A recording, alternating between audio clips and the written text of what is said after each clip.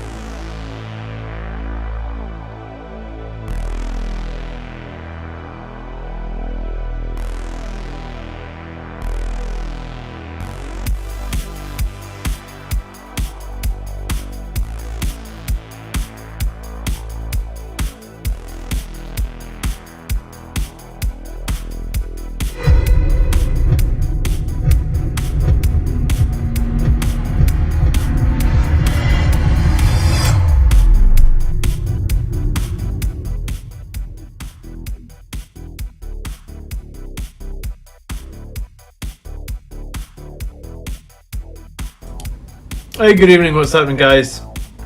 Please give me a shout out in the chat if you can hear me okay. There might be a bit of different stream tonight because I have been drinking alcohol since when? Since about 3 o'clock. So for about 7 hours now, we've been drinking alcohol. So whiskies mainly whiskies. Maybe like 6 whiskies, 3 beers. I mean, it's hard to... Where's my dress? You saw the picture in Discord earlier, yeah? Let me see. I'm not sure if everyone saw it. Hold on. So, whoa, shit. I'm not going to be painting my Sangregar tonight. Just throwing that out there. I almost dropped a model on the floor already. When you haven't drunk properly in I don't know, years because of COVID. So, yeah, this was me from earlier. Let me see if we can get it in higher detail. Yeah, here we are. Very happy to be going out in our quote-unquote dress. So as you can see, I'm home. I'm changed. I'm in my Dadalorian t-shirt. Quite the fun. Oh, my friend got married today. So, yeah. We will get to paint some models here in a minute or two. But good evening. You're drinking tonight, Acreal? Nice. What are you drinking? I was drinking mainly Balvenie today, actually. I think I got a bill for 6 drinks today, and that was £45. I do not know how. I don't know how the bill was £45 for 6 drinks actually, because the Balvenies were £5.50 each. So that was like £11 for those two. So the other 4 drinks cost £33. Ugh. Desperados, 0% though. Okay, good evening, Robert. Good evening, Steel Rain. Good evening, Highland. How you guys doing? Hey, Mike, Camille. 2 hit to wounds hanging out tonight as well. I'm still using this brush to hit to wound. Do you know what? The Games Workshop synthetic brushes, they're actually better than their Sable ones. They're about half the price as well. I used this brush for another 2 hours this morning, give or take. And like no deterioration on it really whatsoever. I'll show you what I was painting this morning. A wedding without a free bar. It wasn't there was a number of rounds for free, right? So like, out of the 8 drinks that I got, I only bought 1 round. So I mean, I guess you can't complain too much. These are the guys. This is what I was working on this morning. Some Golden Blade Guard veterans, because why not? You are a first company, so should you not be gold? I put some custom helmets on them. This one has like a... I think this must be a Death Company helmet, right? Or... Hold on, let me see if I can turn this light a little bit. I have to... Before I do every single stream, I have to move all the lights and stuff, because my wife sometimes works from this room, so this is why I need to get my own hobby space. But I feel like the shadow on that helmet is terrible, like you can't see it properly, but I thought it looked pretty cool.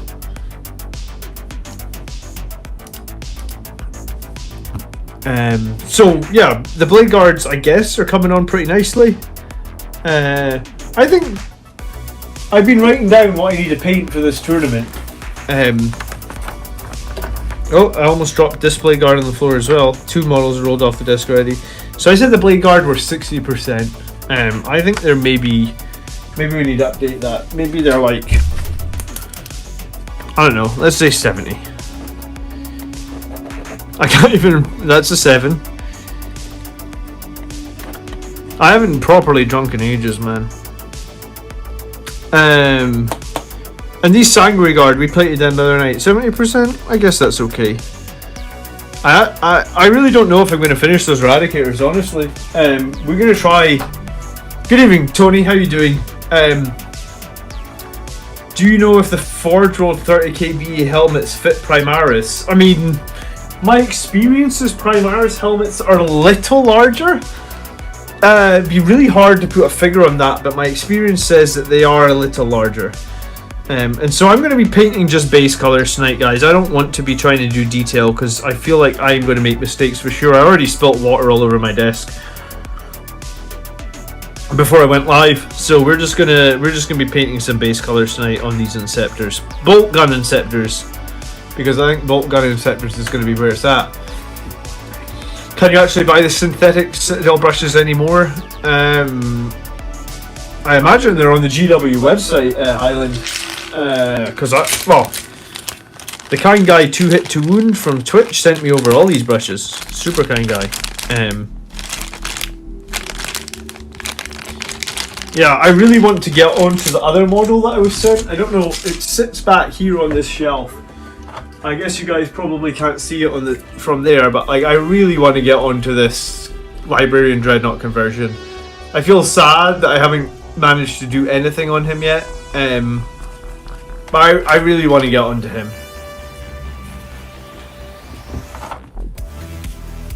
Soon. But yeah, I bought some Primaris helmets on eBay, and they were for third-party ones, and they feel like they're just too big on regular Marines. But I don't know what scale too big. Like I'd be guessing like 20%, maybe 25%.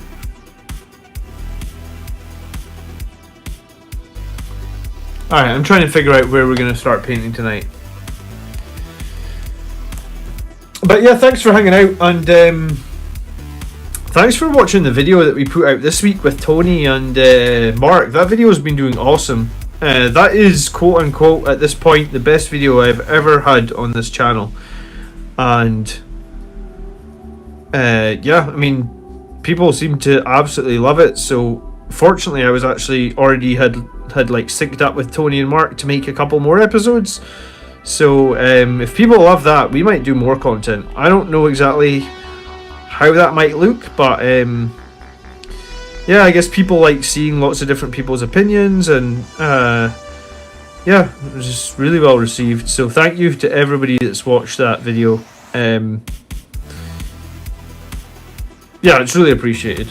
I don't know how else to say it, just that it's appreciated. And also, good evening to everybody. I don't draw my barrels, I'm afraid, Highland Phoenix. Good evening, Josh. Good evening, Toxic. Can you put some Primaris helmets on the Sanguary Guard? I don't have any that don't have heads on them already, unfortunately. I mean, I've put Primaris helmets on Vanguard Vets and they seem fine. Do you want to see one of them, Toxic? We could do that. Currently playing Battlefield 4. Do you know what? EA just advertised me this week, the new Battlefield 5 maybe? Or is that an older one? For £8. So I bought it. I have no idea when I'm going to play it, but I bought the Battlefield 5, I think it was, for £8. The synthetic medium layer brush is quite possibly the single most useful brush you will ever own. We shall see. Well, this one I'm using is the Base S Highland, and I generally use these brushes to paint detail. Yeah, let me show you on like these Blade Guard veterans. I was painting these trims on the shield. I was painting the Aquillas. I was painting the silver around the top of the Aquila, the silver on the chest piece. I use a different brush for their eyes actually. But I washed all these other pieces. You know, like I washed all the silver. So the silver behind their legs, the grey there, the grey on the swords, the grey on these shield bits. I did all that with this GW layer brush. I thought it was pretty decent actually. I mean, you know, I've had some terrible experiences with the GW brushes. I bought the Artificer brush, which is like £12 or £15, and it was terrible, honestly. I just fell off my chair. It doesn't drill barrels, dude. I would say that the reason that I don't do some of the newer techniques or the cooler techniques is I started this hobby when I was 11. 11-year-old John sucked at doing things, right? I mean, how else do you say it? Oh, I already put paint on this palette. I forgot about it. So yeah, you can tell I've been drinking. I'm like, I'm going to put some paint on the palette. Yeah, I already did that. 11-year-old John really sucked at painting and modelling in general. So whatever I was doing when I was 11 has just been continued through present day. So I wanted to match my army so it all looked the same and stuff. Maybe I shouldn't have bothered, but I did. And what that means is, I guess it means my paint schemes are kind of simple, because we match what friggin' 11-year-old John did. Because I think I got Warhammer Games Workshop 2nd edition in 1994, and I was born in 1983, so yeah, I would have been 11. And I just picked the... You remember in that box, anyone that bought 2nd edition Warhammer 40k, inside the box there was like a little leaflet on how to paint your 20 orcs and your 40 Gretchen and your Space Marines, and in that leaflet, I'm like dropping this model and randomly catching it. In that leaflet, there was a little bit on how to paint Blood Angels, and I think that's why I ended up going Blood Angels. Is literally that one leaflet had Blood Angels in.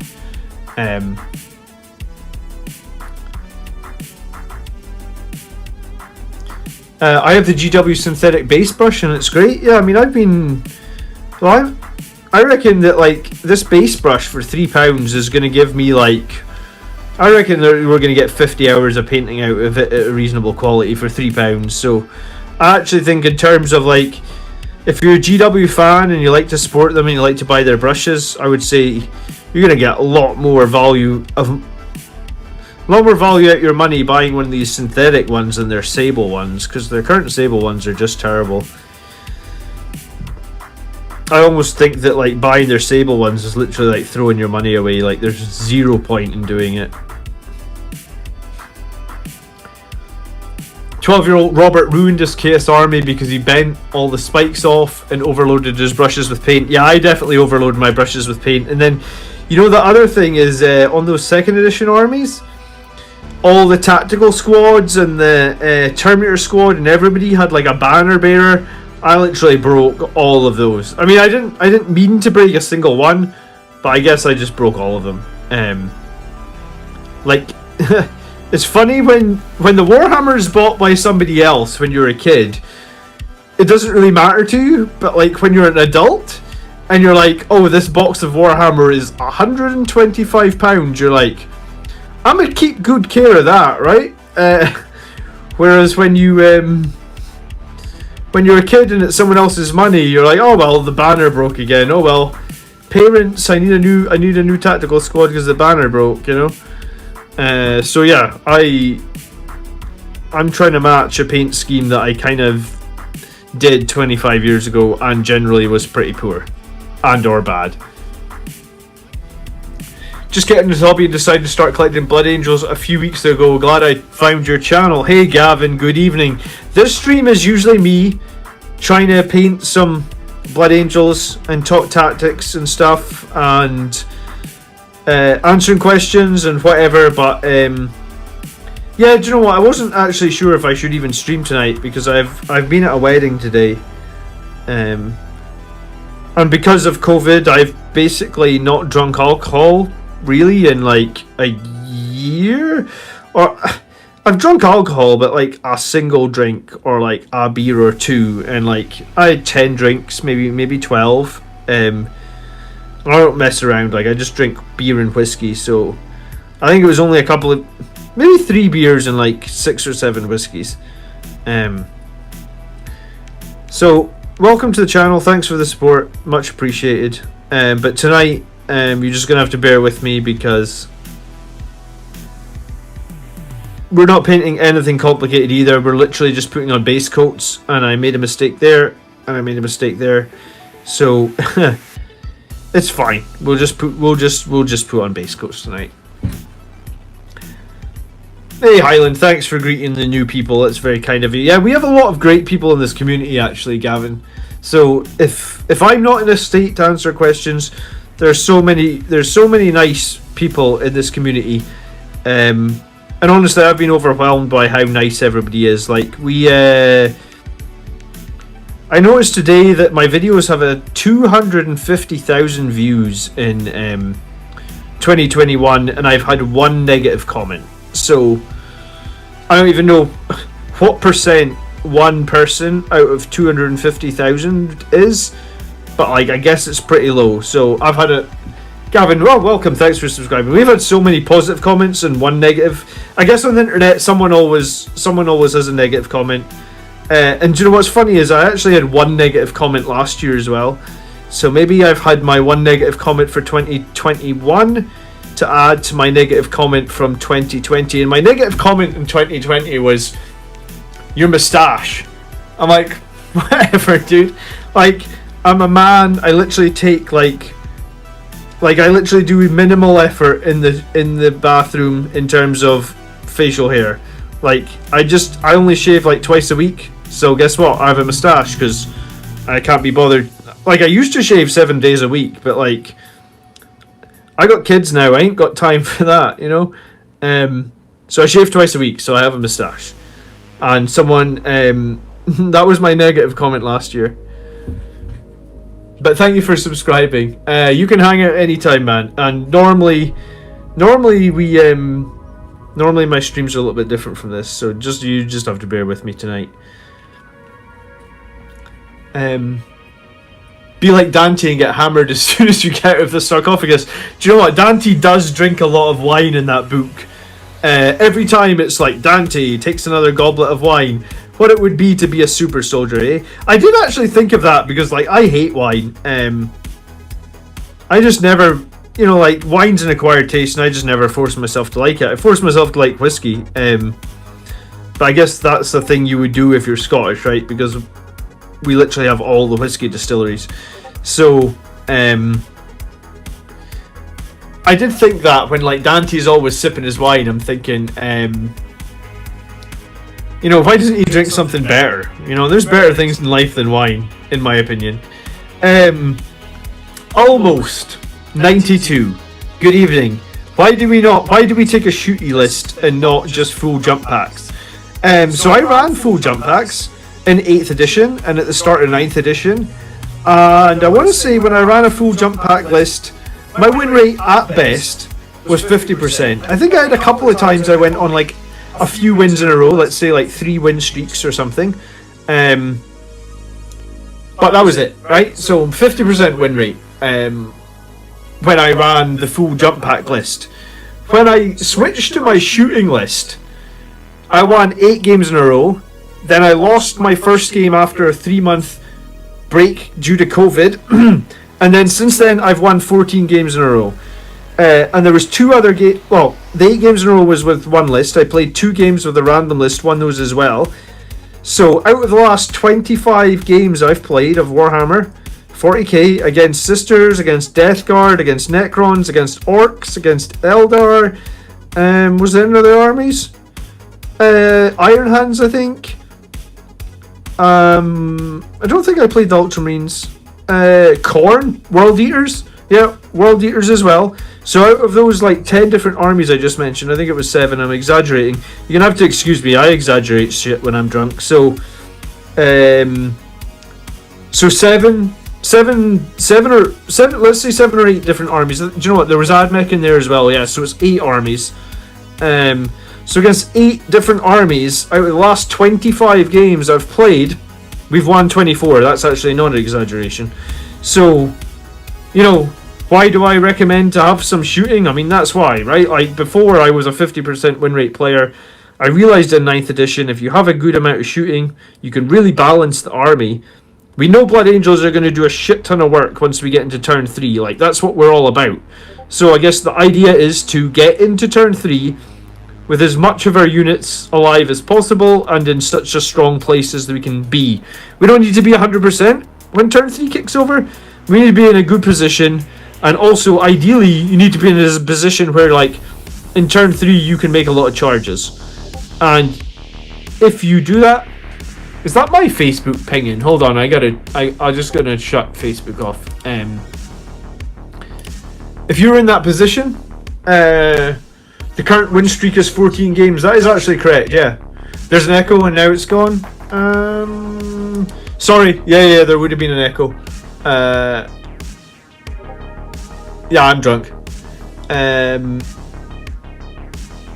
I probably got louder, and because I got louder, my other microphone started picking stuff up. Yeah, so I mean, don't get me wrong. Like, if you want to run a full jump pack list, don't not run it because I said to not run it. Like, I don't want any of you guys to be like, oh, John said you can't run this thing. If you want to run it, man, run it. All I'm saying is, like, this is what I'm doing, and it's obviously working crazy well.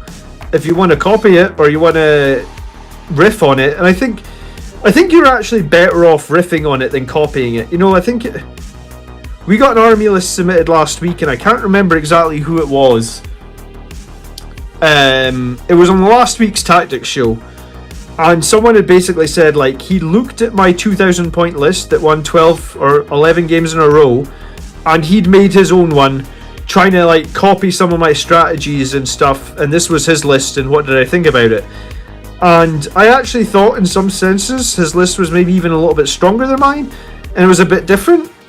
And that's what I like to see, someone who's like, because I think if you just copy a list you find offline, I mean, I guess you could play it a bunch of times and learn it, but, like, I think you're better off looking at, like, what other people are doing and being like, why are they doing this? What benefit is it bringing? And I always, if you watch the live stream on Monday at the end of the games, I always try and, like, break down a little bit of, like, some of my decision making, and maybe even now I try and break down, like, why I'm picking secondaries and stuff.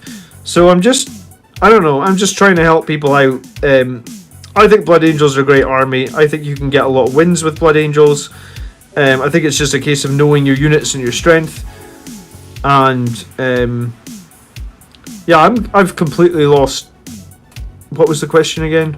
Yeah, why did I run the shooting army? That's it. You're gonna get a half an hour answer to every question tonight, so be prepared. Here, before I came on stream, I wanted to ask you guys, Hammered Blood Angels Commander is entertaining. Yeah, man, I'm a nightmare when I'm drinking, I swear to you. Like, my friends, I don't know how they put up with me, but yeah, I'm generally a nightmare. Question. Inceptors. Yellow helmets or not yellow helmets? Because I feel like they're close support, right? Like, what colour helmet should Inceptors have? Good evening, Dolph. How you doing? Good to see you, man.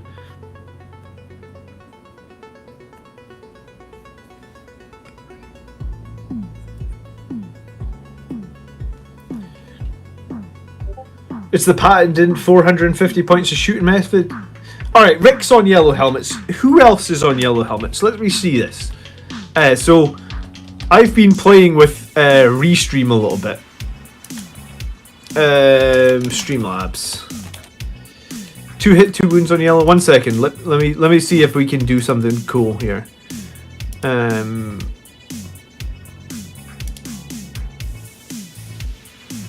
Do red with a yellow stripe. Man, that does sound cool, but I mean, polls. Here we go.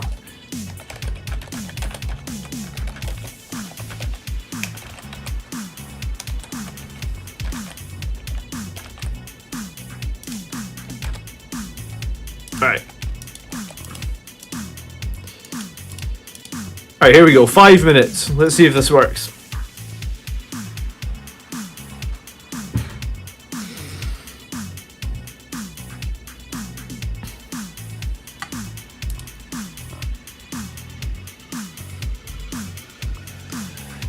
Alright, let's see what people think.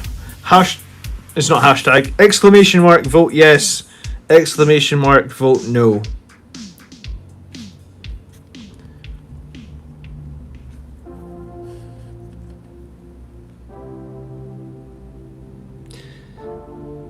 So, on the Hobby Hangout streams, I like to know what people are painting and where they are in the world, because we get people from all over. Thursday night, I think we had someone from Sweden. I don't think we've ever seen someone from Sweden before.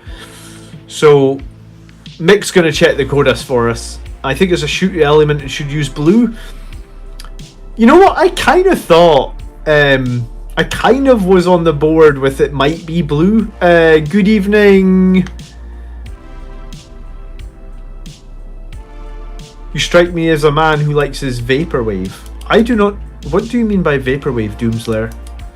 Good evening, Funky Vibe. We got some funky music in here tonight. I missed the question. Inceptors, yellow helmets or not? Good evening, Andrew. Next year, Las Vegas Open. I have said to my wife I would like to do the Las Vegas Open. I won't be able to afford it for a few years. Almost. And the reason is because, you know, I already have one baby, and babies are expensive. I'm having another baby. I don't exactly know when, but we've got the first scan next Thursday. So, yeah, you know, I absolutely would like to do Las Vegas Open. I'm probably going to start saving for it at some point in the next couple of years, but yeah, it's going to be a few years away at least, unfortunately. But I mean, it's fine. I need to get better anyway. I don't have any tournament wins at Warhammer 40k. I have one tournament where I basically came second for a kill team, and that was right before COVID started. Any other tournaments I played in was like when I was very young, because I only came back to the hobby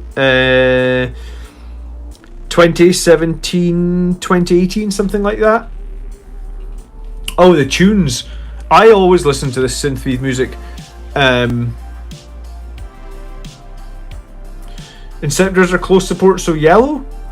We still have a bit of a yellow. Oh, thank you. Thank you, Sanguinius. It's much appreciated. Yeah, no. We kind of.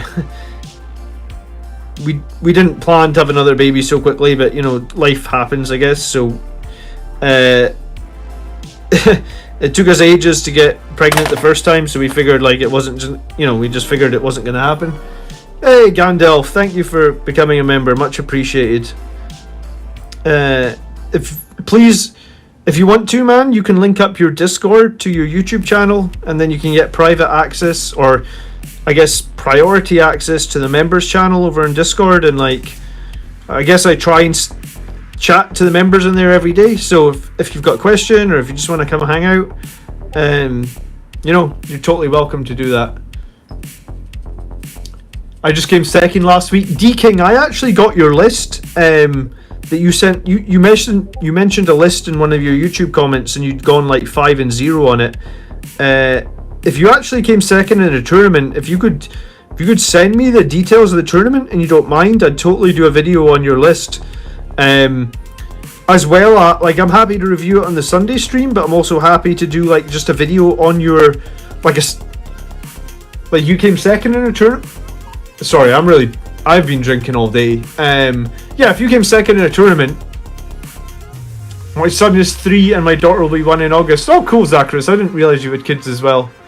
But no, thank you so much for becoming a member, Gandalfstad. I'm not sure we've actually spoke before, and you know, sometimes people become members before they speak to me. I mean, that's absolutely fine. But just know that if you need help, or if you want to chat or anything, I'm about. You know, like, hey Edwin, good evening. Thank you for subscribing. I mean, I try and make myself available to non-members as much as possible as well. I mean, it's hard, right? Because I have a family and have a day job as well. But you know, I'm happy. I just want everybody that's Blood Angels based to win more games. And 9th edition has been a bit funny towards us, I guess, in that we've become Codex compliant, but at the same time, like, our supplement, I would say, is a little bit lackluster. So we've kind of been in this place where we need to use a bit of both the Space Marine and the Blood Angel supplement. But like, I think if you do it right, we can still be really strong. It was funny last week on stream, or Monday night. Good evening, Oven Chuck. How you doing? On Monday night when I played, thanks for subscribing. When I played Andrew at the end of the game, we talked over Andrew's list for a little while, like, and I was trying to help Andrew make it like a stronger Sisters of Battle list. And a few people in chat were like, "Hey, why the hell are you trying to help Andrew make a stronger list?" And I was like, "Because I want to play a stronger list so that we can sort of test the limits of our list." So hopefully Andrew's bringing this stronger list up on Monday night. I spoke to him briefly, and like, we decided that those oh, Zacharias, thank you for re-upping your membership or redoing your membership. Thank you, man. 2 members of an evening. Yeah, it's a good night, man. Maybe I need to get drunk and stream more often. Thank you very much.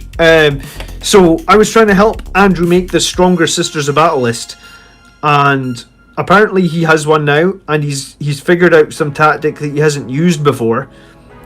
So obviously Sisters of Battle just got their new codex, so I'm interested to see, what he's come up with. And he's still going to be using those the Celestiant Sacrosants, which are those crazy tanky girls with basically the storm shields. I mean, they're not quite storm shield, right? Because they have a normal 2-up save and they just have a 4+ invulnerable save.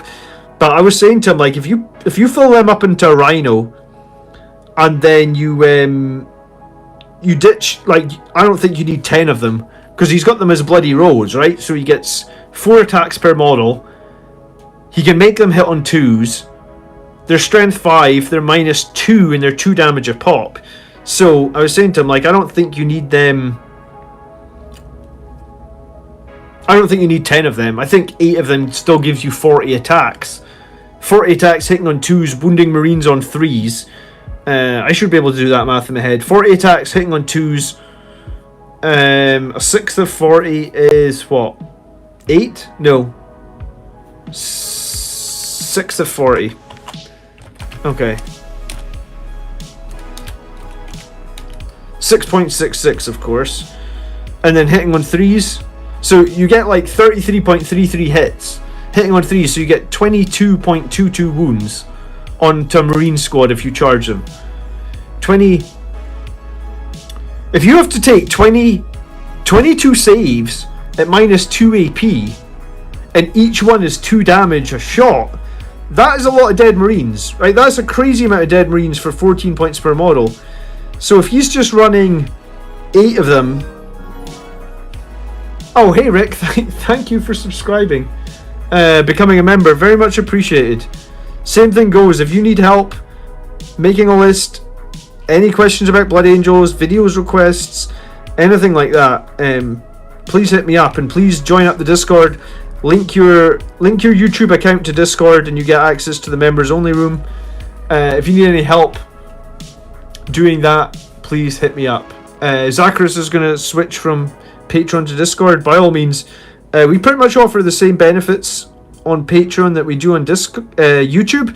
It's actually a little bit cheaper because YouTube take more of a cut of the money. So you can save yourself, I guess, like $1 a month if you want to hit up Andrew S. Thanks for subscribing.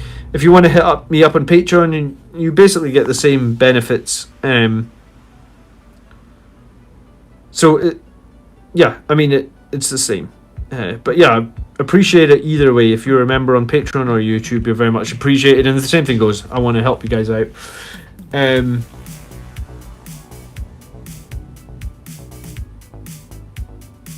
What's some good units for getting started? Gavin, I have a video coming out this week that's all about getting started, about building your first 1,000-point army list.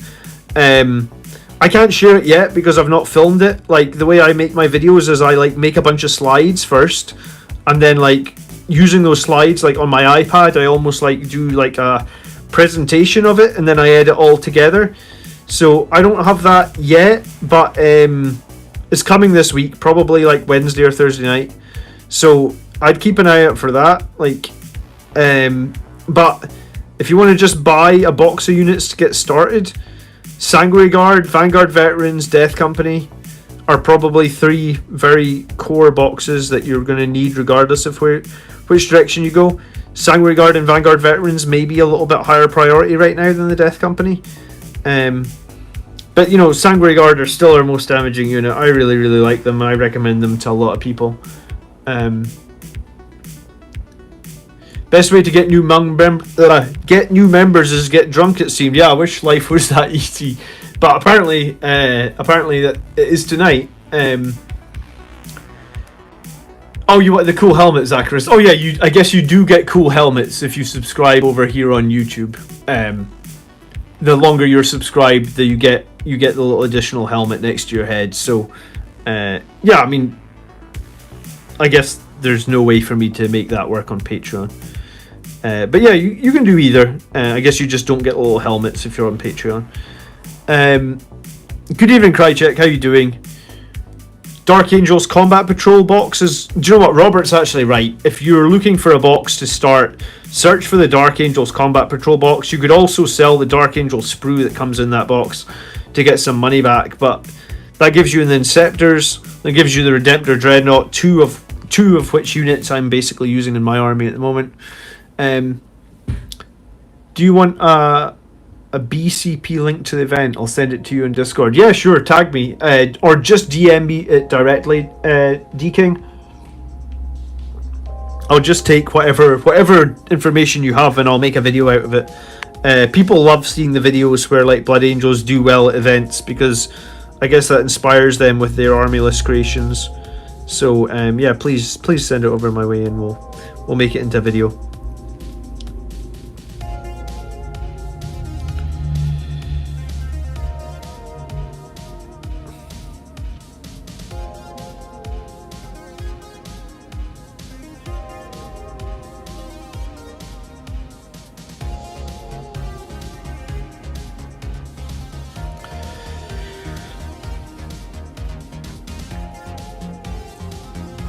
Tournament tomorrow too, okay.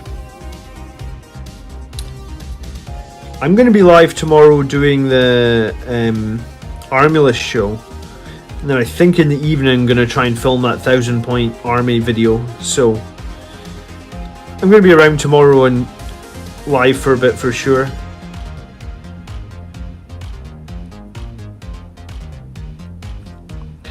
I actually... Yeah, so yellow helmets seem to be the verdict for the Inceptors. Maybe I'll do... I'm not entirely sure how much metal I'm putting on their feet. Like, is this whole bit here going to be metal? I'm tempted to do it all metal. I always paint everywhere that I'm going to be paint metal with Dawnstone. I think it's like a really nice neutral grey and metallic paint go over it really well. I go over the top of it with like Retributor Gold. I go over the top of it with Lead Belcher. So, if you're wondering why I'm putting grey all over the model, that's why. Everywhere that's either going to be gold, Retributor Gold, or Lead Belcher, or indeed Brass Scorpion. Because sometimes I do like... Brass Scorpions are really nice It's kind of like a gnarly bronze. Like, it looks like it's weathered. Like if it was on a gun or something, you'd say that gun had been shot like a lot. So that's kind of where I sit with my colouring. Good evening, Reziel. What's your favourite Blood Angels character? In terms of lore, or in terms of survivability and how good they are on the tabletop?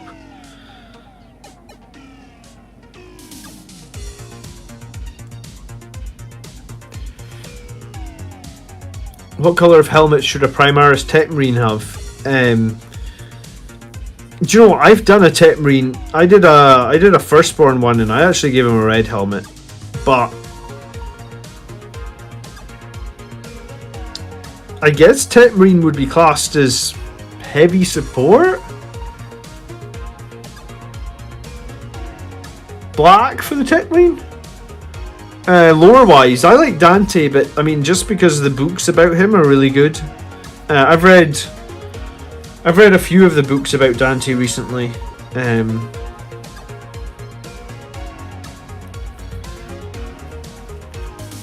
Evening, Jeff, how you doing? If you haven't read the Dante books, there's 3 of them, and they're actually available on Audible. And Audible, in my opinion, is kind of awesome in that if you subscribe, you can get the books for just a few bucks. You can get like free books every now and again. I believe you can get a free trial once a year. So basically that means you can get a free book once a year if they don't have any other offers, and they always have offers on as well. So I actually really dig Audible. Blood Angels Tech Marine darker red than the rest.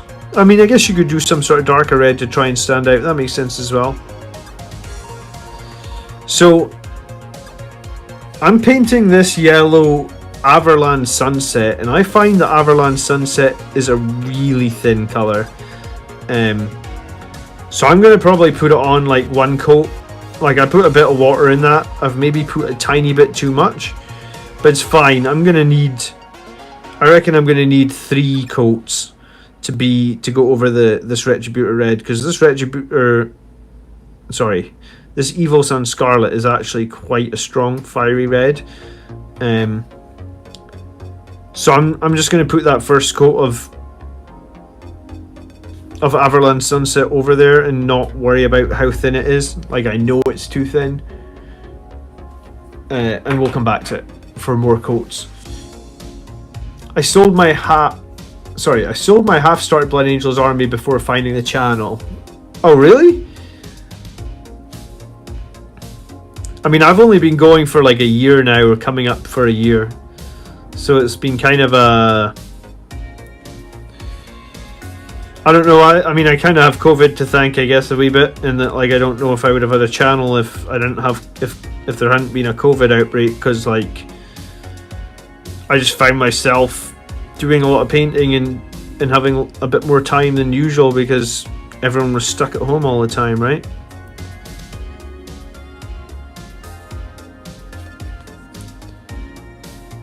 I like Inceptors, man. I hope these guys are going to shred so that we can actually start using them. I'm painting L helmets right now. I paint 2 layers of Averland Sun Shade with Reichland Flesh Shade, then 1 more layer of Averland Sunset. That's pretty much what I do as well, Joker. I like the Reichland Flesh Shade over Averland Sunset. It picks out everything with a nice red tinge.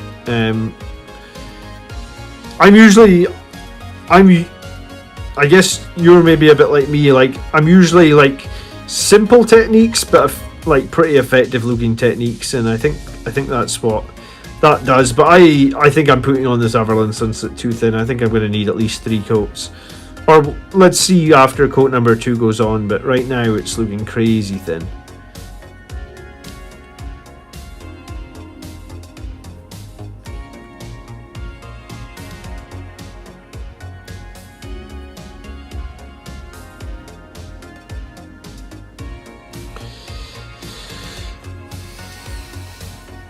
Try using Dawnstone over the red and then yellow. Do you know what? I think I've actually done that before. 2 hit, 2 wound, and I think that actually worked quite nicely. Dawnstone is a great colour.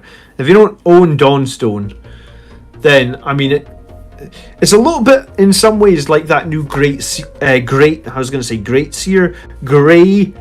paint they took out, right? Where it was like the Grey Seer is the paint you're always supposed to put down before you use contrast paint, and in some ways I think Grey Seer is a little bit lighter than Dawnstone still, but like I do like Dawnstone looks quite light, like when you see it like that. It doesn't quite come out of the pot that light.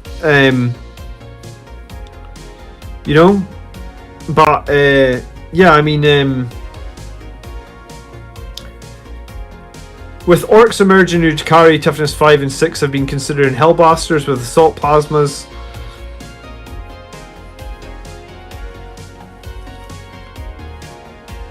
I do like them, the hellblasters with assault plasmas.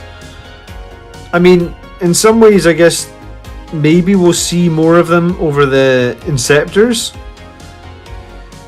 But like, I guess the big problem is them, or the big problem with them is like, how do you deliver them to where you need them to be, right? Like, are you going to take an Impulsor? I mean, they're good in the Impulsor, right? Because it's an assault vehicle, so they can come out and shoot. But yeah, it's a tricky one. 165 points for the Hellblasters, and like, I do like them. I'm just not sure. I guess I'm gonna try some. I'm gonna try some Bolter Inceptors for a few weeks. Give them a decent whirl in a few different games and see how we feel they get on with them. I mean, they are Gravis. We know Gravis is survivable. 18 strength 5 shots arriving in turn 2, you're on a -2 AP, so I mean, it's not bad.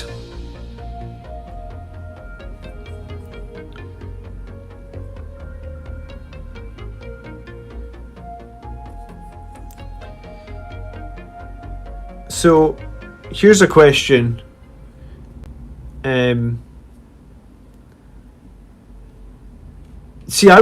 I was thinking what you could do with the Bolter Inceptors is use like uncompromising fire, right?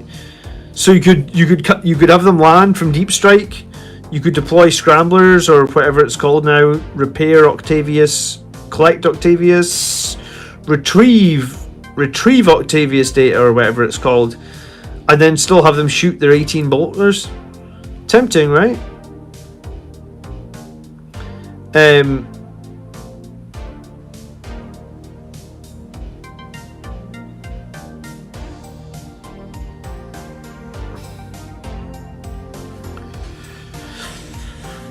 I had a few Blood Angels tactical squads in boxes. Those are worth their weight in gold right now, but I know a store that still has a few. I might flip them. I mean, I'd flip them if I were you. I actually, like, in this week's video we talk about tactical squads, and I actually don't think they're that good at the moment. If they were maybe like 16 points a model, I could get on board with, but they're just too expensive for what they bring, I really think.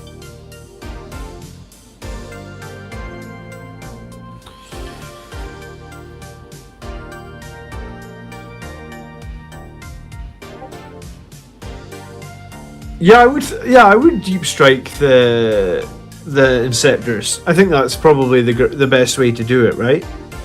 Deep strike them, but I mean, you can still use uncompromising fire when they deep strike, right? Like, I don't see any reason you couldn't.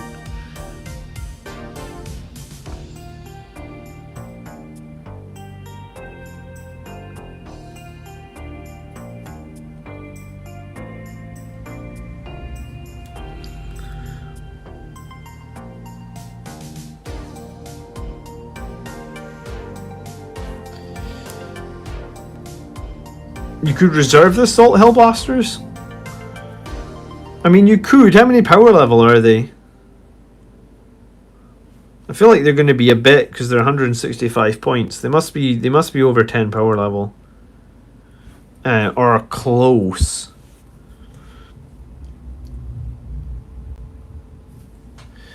No, that's fine, D-King. I'll pick it up. I just haven't checked right now. But I'll check after the stream, and if I have problems, I'll send you a message. Good evening, Gitley. How you doing? I'm tempted to buy the Space Marine Combat Patrol. Do you think there's a use to the the repressors and the eliminators as a Blood Angels player. Do you know what? I'm gonna have to look up the Space Marine Combat Patrol. Give me a second here. Space Marine Combat Patrol. I don't need any more Space Marines, so when I saw that they were doing one, I barely even looked at it, to be honest. Is this it? Is this what you get? Primaris Lieutenant and Phobos Armor. 10 infiltrators. I assume you can make them as incursors. 3 suppressors, 3 eliminators, then Pulsar and basis for all the models. I mean, I'd say it's a 7 out of 10 at best, maybe. The infiltrators you can do a lot of work with. The suppressors, we're not sure if they're competitive right now. They might become competitive. The eliminators, we're not super sure on them either right now. They're maybe not bad, but we haven't tested them enough since the 9th edition to really make a verdict on them. Impulsor, quite often when we talk about Blood Angels, I feel like we don't need transports. So the Impulsor is like a question again, because like, if you want to get units from A to B, usually the best way to do that is jump packs over transports. And then, like the Lieutenant and Phobos Armor, I mean, there's so much competition in the HQ slot right now. So, the Lieutenant's hard to justify when you've got stuff like the Chapter Master, the Priest, like a Tech Marine or a Librarian or a Chaplain. All these things are, I'd say, better than a Lieutenant right now. And then, what was the last thing? I think I already touched on eliminators. Like I said, I've been drinking, but yeah, I think the Space Marine Combat Patrol is probably like a 7 out of 10. What do you think about the 3D printed restrictions from Games Workshop? I think they're silly. I was complaining about this the other night, the fact that like when you buy a box of Vanguard Veterans, for example, you don't get enough Storm Shields to give every unit in the box a Storm Shield. So you have 2 choices. You go to eBay and pay the scalper prices, and the scalper prices are they literally want $5 for a single Storm Shield. Or you go to some third-party site and you pay $5 for 5 Storm Shields. Now, not everybody's made of money, so Games Workshop have made this problem themselves, right? Like they could be like, oh, every Vanguard veteran can have a Storm Shield, so we should put 5 in the box, but they don't. So I think it's kind of nasty to be like, oh well, these people went out and bought third-party stuff because they didn't want to spend $5 or $6 on a single Storm Shield. And guess what? Like, when I realised this, when I was building my 20 Vanguard veterans, the first place I went was GamesWorkshop.com, because occasionally they sell individual sprue pieces, right? Like, they've done that for jump packs in the past. They've done that for Terminator shoulder pads in the past. If I could just buy Storm Shields from GamesWorkshop.com, I would have bought the number of Storm Shields that I need, because I wouldn't be getting charged $5 per Storm Shield, I'm sure. I might have to pay, I think I bought 5 jump packs recently. Yeah, do you know what? I think I bought 5 jump packs. You can probably actually find that, like Games Workshop jump pack. Space Marine jump packs. It's loading. I'm not in that country. I actually have no idea what country that is. Oh, that's the Polish flag. Okay, news to me. I don't know if I've ever seen that flag before. Yeah, so $5. So £1 a jump pack they sell jump packs for. Oh, I didn't flick over to my monitor. So 5 jump packs for £5. That's what they sell on GW.com. So if they were selling 5 Storm Shields for £5, I would have literally instantly just bought the missing Storm Shields that I needed, and you know, that would have been it. Everything was good. I didn't get scalped, and I got the Storm Shields I needed. And I'd actually made a bunch of conversions before, like chapter captains with Storm Shields and all sorts. So I actually had about, I want to say I had 10 Vanguard veteran models and I had about 3 Storm Shields. So basically I needed 2 whole boxes worth of Storm Shields. So on eBay that would have been like $50. I'm not going to spend $50 on Storm Shields. So I went to a third party site and I got, like, you know, 10 Storm Shields for like $10. And like, why are they doing that? I think Sacrosancts will go up in price, Rezio. I would reckon like maybe 16 points per model seems more sane for. They can do a lot of stuff for 14 points per model. Highland saying the Dark Angels combat box is good for Blood Angels. I would agree with that. It is good for Blood Angels. It's probably, well, I think most people agree it's better than the Blood Angels box for Blood Angels. So that's, if you want to get a combat patrol, probably look for the Dark Angels one, I guess. I think that's what most people would agree with. The limiters in those boxes don't come with Las Fusils. Alright, so it's the simple build ones. Good evening, Aaron, how you doing? Hellblaster's 5 for 165 points, but I think the damage, these shots, they justify the cost. Yeah, I mean, their damage is not bad, and the number of shots they get is not bad. The question is, are they mobile enough, I guess? Excuse me, and I guess that's really only an answer you can answer after playing a few games, Highland. So I played 3 games with the heavy melter rifle eradicators, and I liked them. I liked their damage output, but I'm going to be swapping them out because I don't think they're mobile enough for my style of play. Maybe 3 games is not enough to check that, but we are going to be playing this week without them and see how we get on. And that's why I'm putting some paint on these Inceptors, because I've had these guys since Dark Imperium dropped. Like, I think probably 3 years ago. So it's kind of criminal that these guys haven't been finished, so figured we'd finish up some Bolter Inceptors and maybe use them in a game on, I think, Monday night.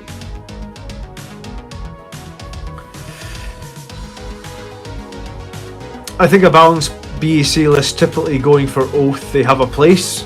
I mean, yeah, I mean if you've got your Priest going center board and you've got 5 Hellblasters going center board, I do think that's not a bad combo at all. I mean, the one question mark around them is just toughness force 2 wounds, as you said, right?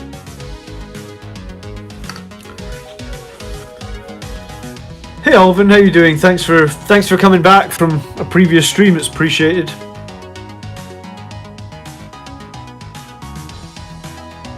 I bought Assault Terminators mainly for the shields. Yeah, I mean, it sucks how little shields you get. I mean, I don't know how else you can say it, but like, why do they not give you enough shields in the boxes?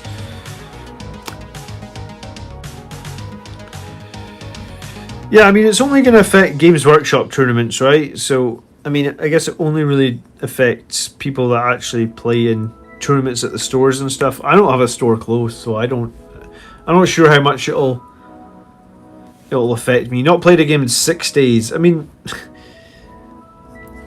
after not playing a game in 3 months because of COVID, 6 days doesn't sound so bad. Leave it. I guess if you're used to playing a lot, maybe 6 days is hell.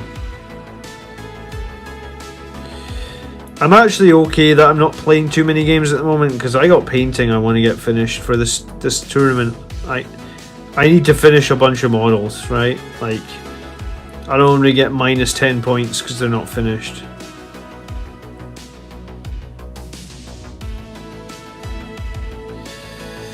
So I've been trying to use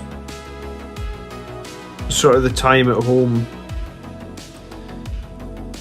as an advantage to get things, you know, focus on getting the army finished, I guess.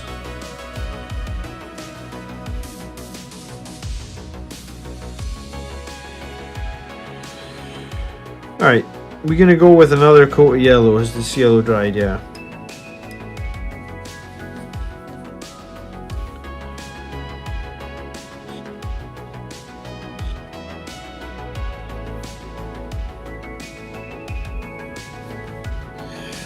Yeah, I mean, you could claim that you made some of the stuff yourself. It's just going to be a nightmare to try and prove it. I actually think it's going to be stupid if they try and prove it, because, like, what happens if you bought the model second hand? You're gonna say, well, I bought this model second hand, so I don't know. So what are they going to do? Well, how are they going to tell? It's not like the models have serial numbers on them, right? They're just going to be like, it is or it isn't over the top of a painted model. I don't know.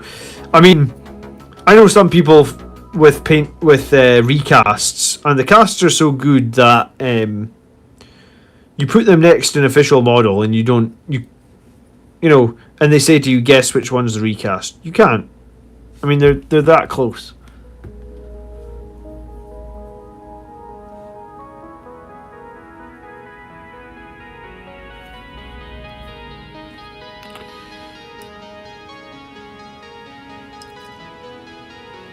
Four games last weekend alone. Wow, man. I cannot remember the last time I got to play 4 games on the weekend. It was a long time.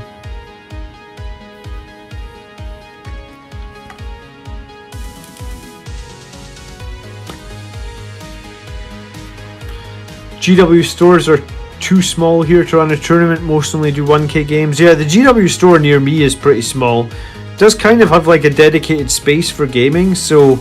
But you know what, I've never actually... Because it's such a long drive, like an hour and a half, like, if I want to play people, I know a lot more people like 10-minute drive away, so I just play them.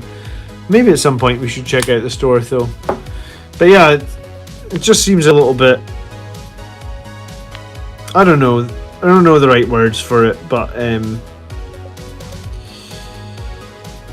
I think that if 90% of the model is Games Workshop, you should be fine, because if 90% of the model is Games Workshop, then you obviously bought the model.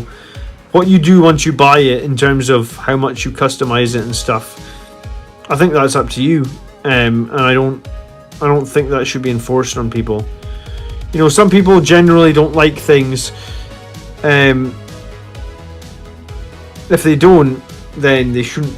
I don't know if they should be forced.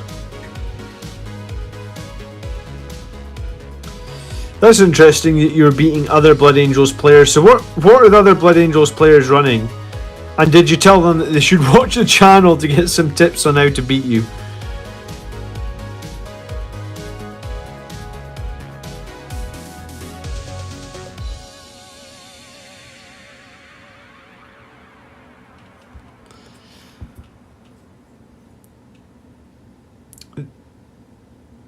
Has set the standard and have to prove it, but it's just Warhammer. Is it? Yeah, I mean, I just don't know how they prove it, and also I don't know what they do if somebody says the model's secondhand, right? Like, you don't know what the hell you're getting when you buy stuff off eBay, but like, people wouldn't go to eBay if the prices weren't so expensive, is the way I feel about it. You know, like, I wouldn't have bought those shields on eBay if I could have just bought shields off Games Workshop site at reasonable cost. So, rather than trying to enforce their models, why don't they just sell the pieces that people need and make the money that way, right? Like, it feels like they could just be selling, you know, all the little add-ons that people will need. For example, people are always going to need Thunder Hammers, people are always going to need Power Fists, people are always going to want Blood Angels shoulder pads. Like, rather than selling them on some sprue where you get a bunch of crap that you don't need every time, just sell them similar to how they sell the jump packs. And wouldn't they just make more money anyway?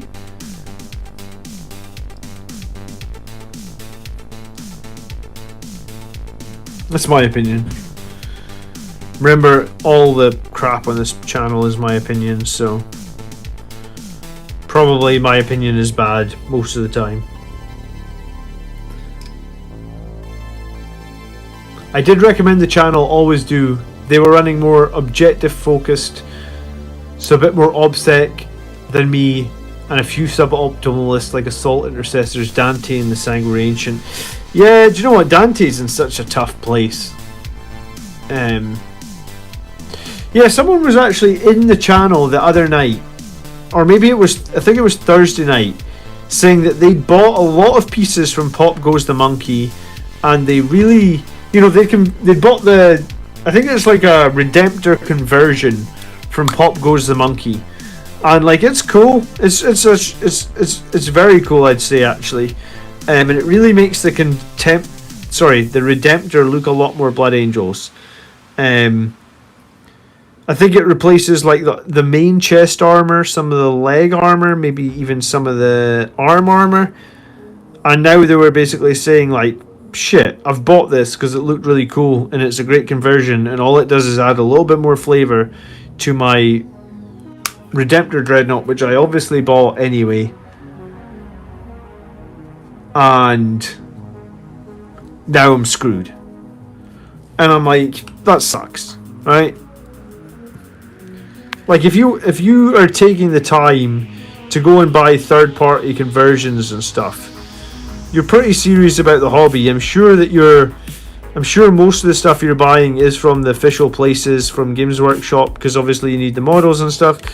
To tell someone that, you know, they've spent hundreds of hours making a conversion, oh well, you can't use that conversion because you bought that third party bit, even though you already paid all the money for the first model in the first place. No, you can't use it. I mean, I generally think that's, I don't know. The two things I would do if I was Games Workshop would be worry more about actually selling the pieces people need, because if you were selling the pieces people need, would people have the same need to go and buy them from other sites? No. I don't know if you guys watch Chapter Master Valeric. If you don't, he's a pretty cool channel. You know, he's I guess he's like an Imperial Fist player. I actually don't know too much about him, but I do watch him from time to time. And he was saying something like,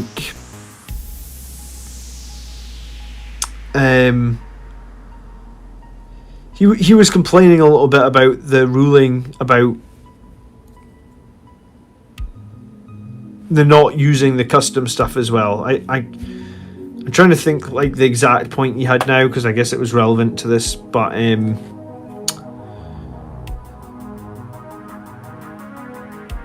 yeah, it's just it was in the same vein, in that like he just felt it was like,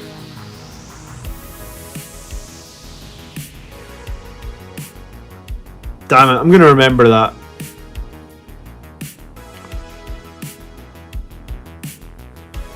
Yeah, you built your. So how are you feeling about that, Toxic? Are you happy? Are you sad? Does it not bother you? You're not going to Games Workshop events? Like, how do you feel about that? There are two Blood Angels Redemptor conversions now in Pop Goes the Monkey, and they're both good looking.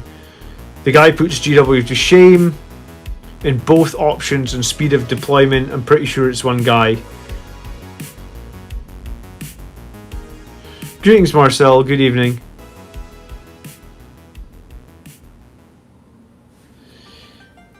Yeah, I think it's not going to affect too many people, right? Because it is just official tournaments. But at the same time, like, I think if you've already bought and paid for the model, does it matter? And should Games Workshop not, rather than trying to ban third-party bits from their competitions, why not just sell the third-party bits that people are wanting? Because that's the win-win, right? Like, just sell the bits people want, and you make more money. You know, if you've got customers that have a want, just meet the want.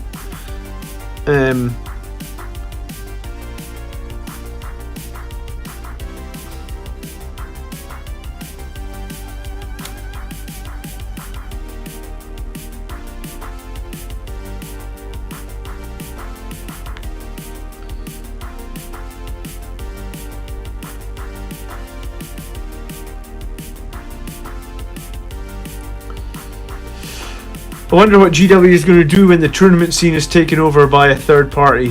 I don't know if you guys have any played World of Warships, but the biggest tournaments in the game are run by the community. I mean, GW tournaments aren't the beginning and the end of the world, right? Like, you know, there's a lot of tournaments that are run by other people that are not Games Workshop, you know? So, I mean, there is some big ones run by them, but like, I think most tournament organisers are not going to have a problem with the new ruling, but in general I just think the new ruling would have been better received if they've just said, right, we've seen all the third party bits you guys have been running, so what we're going to do from now on is we're just going to sell those third party bits.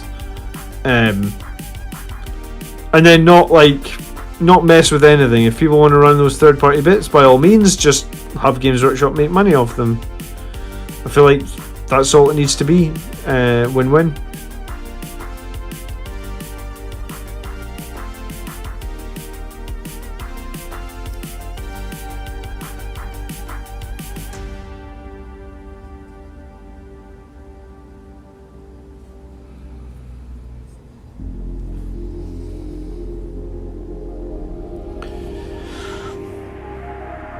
My sand comes from the beach, not the GW store. I guess I can't come to any GW base. Yeah, I figured you meant sand on the bases. Yeah,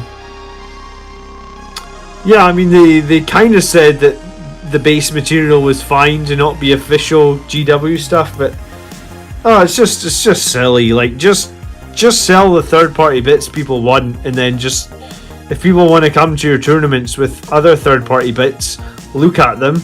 Speak to the people that are selling them, right? Because they're obviously making money off of it, and just say like, hey, if you wanna have these third-party bits, then give us a commission on them. Then that's it. That's it sorted. And people that, because it's only the super serious hobbyists that are gonna buy those third-party bits. So all you're doing by banning stuff is just annoying your super serious because I'll buy third-party bits because I feel like I'm quite serious about the hobby, right? But I'm sure my friend who just has a 2K army and doesn't play that often, and they're not very serious about the hobby, so they're not the people that are buying the third-party bits.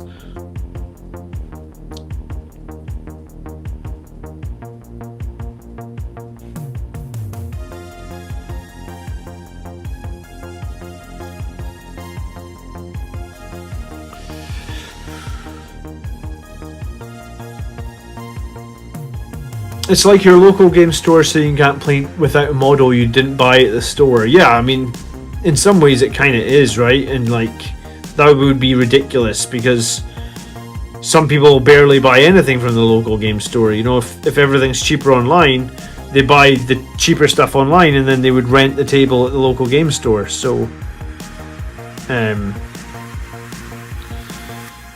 know me personally, I buy a little bit from my local game store. But if something's a good $5-6 cheaper online, I'm kind of a cheapskate and I have kids and stuff, so my Warhammer budget is very limited. So I will buy stuff online if it is cheaper, 100%. If it's the same price or maybe just $1, I'll buy it from a local game store. But if it's a good $5 cheaper, then I'm checking out online.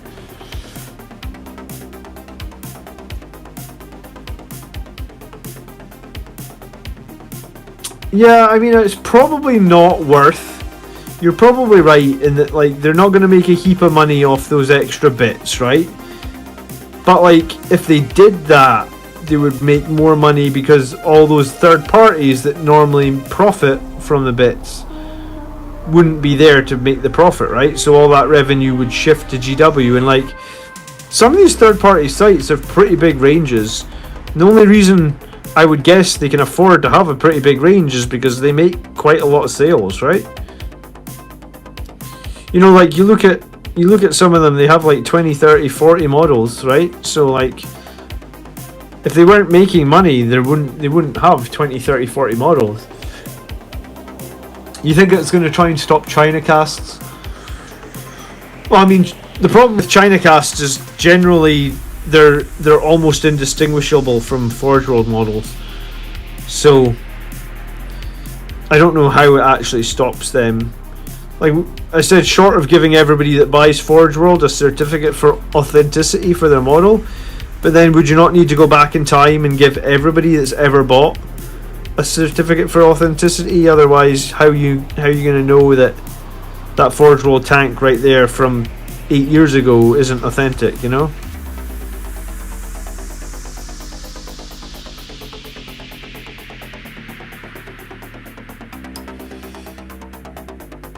Yeah, some local game stores charge you rent to use the table, man. So basically you can play on a table in the local store all evening for I don't know, $3-4, something like that.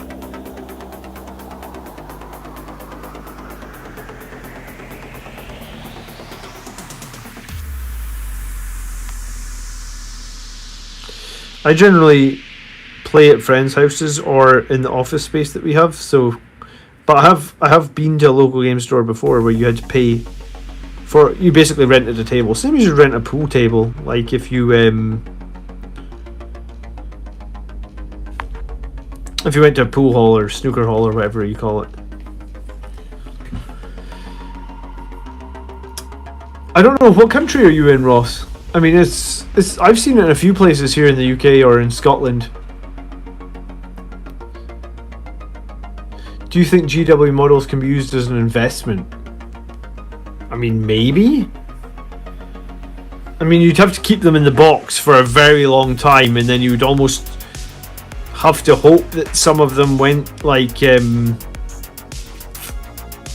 out of print or discontinued, which I mean, they generally don't discontinue things very often, so I'd say it's a long shot.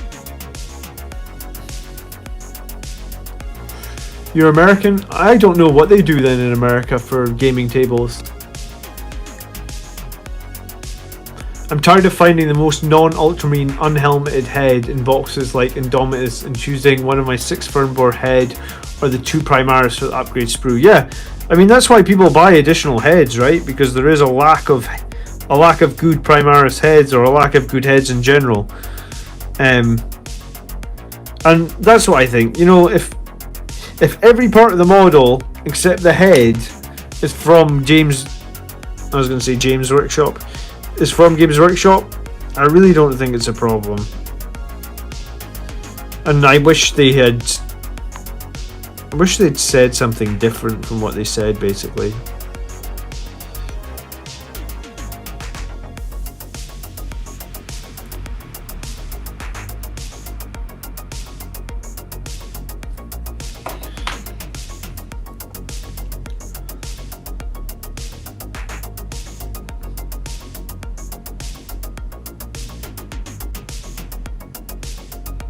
£3 for all day. See, yeah, alright. So someone else in Scotland says that you can rent a gaming table for the whole day for £3. That's cheaper than where we are, I believe. But I think where I am, it's like £3.50 for like an evening or something. So £3 to rent the table for the whole day is actually very cheap. But yeah, that's kind of standard.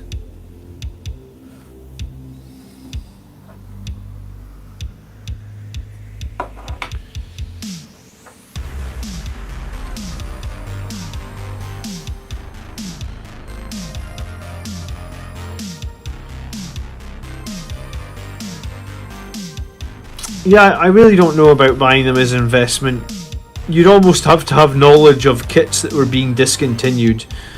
I guess it's similar to like people buy like collector's editions of video games as an investment.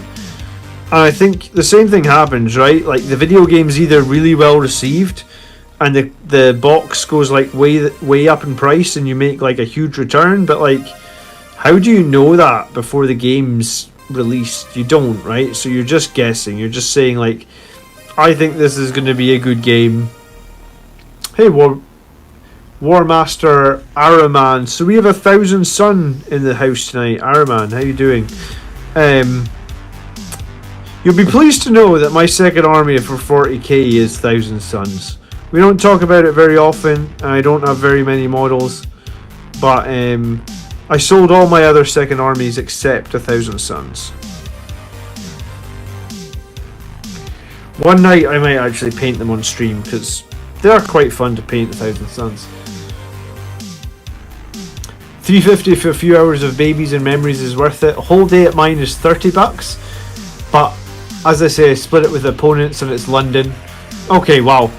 Yeah, I mean, I guess London, you pay everything more. Sorry, you pay more for everything in a big city, right? There's nothing you can do about that. That is what the price of living in a big city or something. First game of 40k, I assume, since 2010 on Monday. Hello, Tom. Good evening. Good luck at your first game, man. That's exciting. Take it slow. Think about your rules.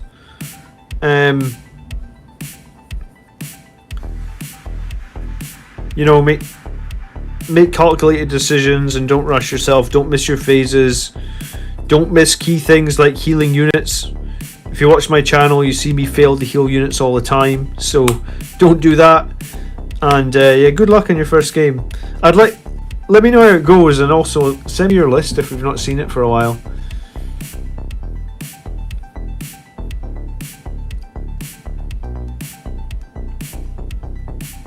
Dear fans, give us our money, sod off, and wheeshed.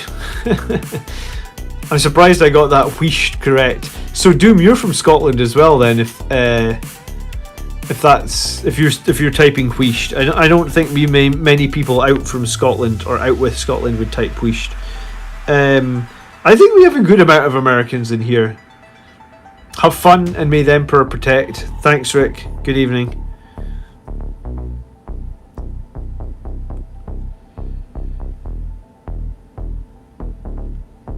But I think we have a decent amount of American subscribers. I'm not sure my analytics tells me that, but I think it tells me that like 60% of my audience is from America. I think like 30% is from the UK. Maybe like 5% is from like Australia and Canada. And then the other few percent here and there are from non-English speaking territories. Or no, maybe not. Non-English might be the wrong phrase to use there. Like, English isn't the primary language, right? Or the first language. So we have a few subscribers and supporters from Russia. We have a few from like the EU places like Sweden, and we've seen Finland, Germany, Toxics from France.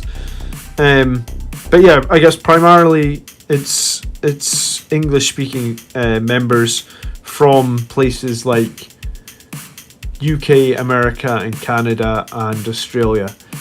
Aaron says he's from America, I think.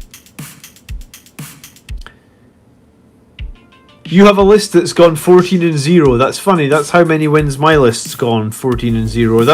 That's where I'm standing at the moment, Gitley. I'd love to see a 14-0. Someone else's 14-0 list would be really cool to see. If you're going to send me that list, tell me what you're doing. Like, don't just be like, here's the list that went 14-0. Like, give me a little bit about it. Like, say, like, this unit's this unit's primary objective is to, you know, like, so I have Bladeguard veterans in my list, and like their primary objective is to just go to the middle of the map and get me all the moment points. So like, type that down with the list when you submit it, so that I can like break it down with a little bit more knowledge. That would be super cool.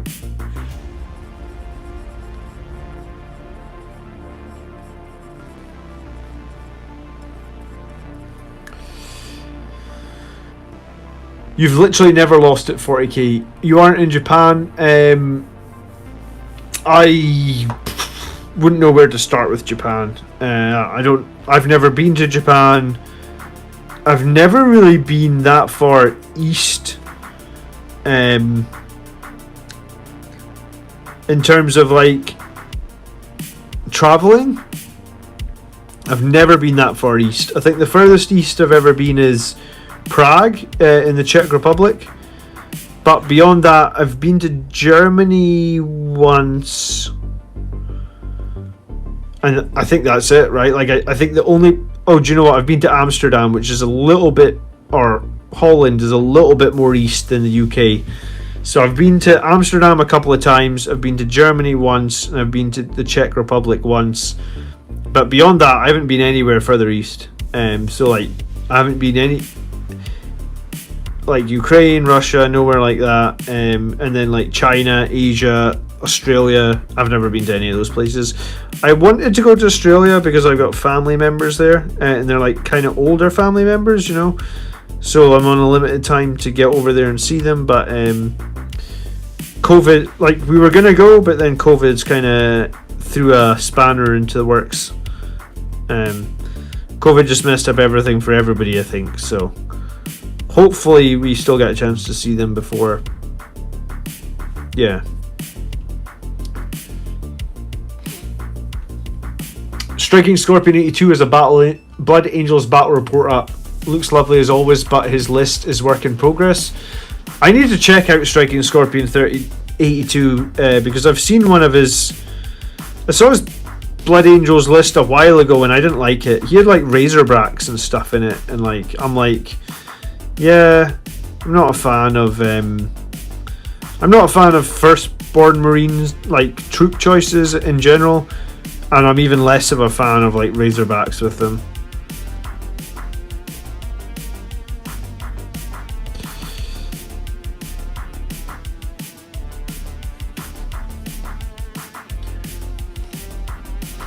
I have a Necron list that.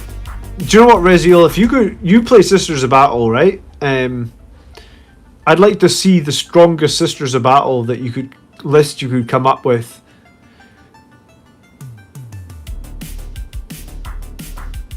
I honestly felt bad when I was in Germany. Everyone spoke English as we did. I'm trying to think when I was in Germany. I don't know if everybody spoke English. I know when I was in Holland. Everybody spoke English in Holland. Like, literally everybody. I don't think I met anyone in Holland that didn't speak English. I think I felt the same way. I was like, oh my god, I'm the tourist here and they're just going to speak my language. And it's like I haven't bothered to learn their language.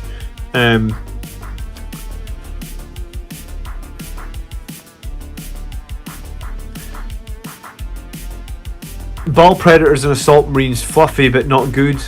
Ugh. I don't know how people haven't realised Tactical Marines have a big problem. Like they got given 2 wounds, so some people are like, yay, 2 wound tacticals, but like that's not even the problem with them. I guess like bolters are just terrible. Like strength 4 0 AP, like point for point, they're kind of terrible now, and the bolters are terrible. The one attack in close combat is kind of also terrible.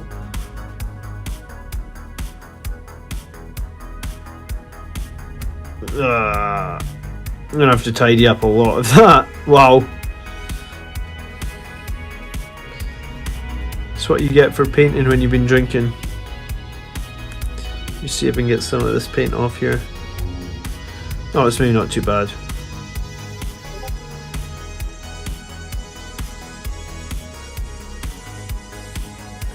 Yeah, so bolters are terrible, the attacks are terrible, and then when you actually...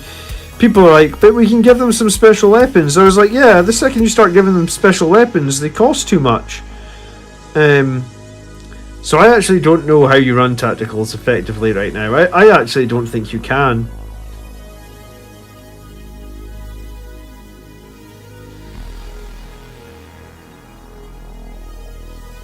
Mel Gibson will come and free the English from the English. Do you know what? It's funny you say that. I actually love that movie. As much as Mel Gibson isn't a Scotsman and he does a terrible Scottish accent, I do actually love that movie. I also love the Highlander movie, and that's a funny one because in Highlander movie, Christopher Lambert plays a Scotsman, and then Sean Connery, who's the Scotsman, plays like a Mongolian, and Christopher Lambert's Scottish accent, I don't know, it's questionable at best. I mean, Sean Connery's Scottish accent is questionable at best, but it's definitely better than Christopher Lambert's, I'll tell you that.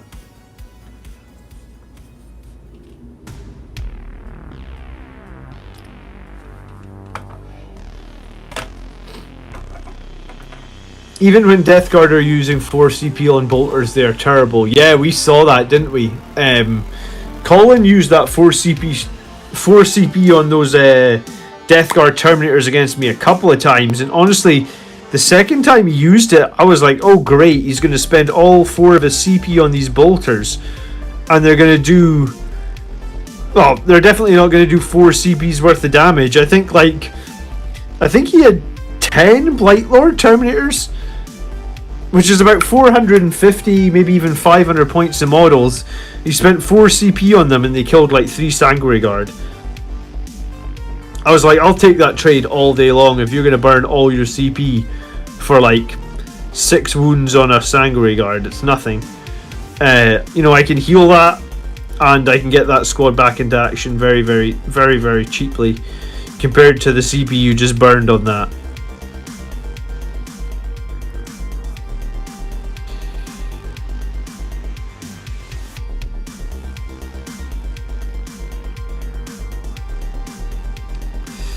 I watered this brown paint down a little bit too much, but it's fine. I usually do 2 coats of everything anyway. Daniel Craig's South American is pretty damn good. What movie was he in doing Southern American? I think Striking Scorpion 82 would appreciate a comment or two from you, John. I don't know, man. I've tried commenting on some other YouTubers' videos, and some of them seem to love my comments. Others just flat out blank them, and I don't know why. I don't know why people blank other YouTubers' comments. I don't know if there's a competitiveness or something to it. But I reply to every comment on my channel, so if someone has something to say or someone wants to ask a question, I'll 100% always. Here's a question: do Inceptors get pistols? Because they don't have any. They don't have any pistols on their pouches or anything. So do they have a bolt pistol or no?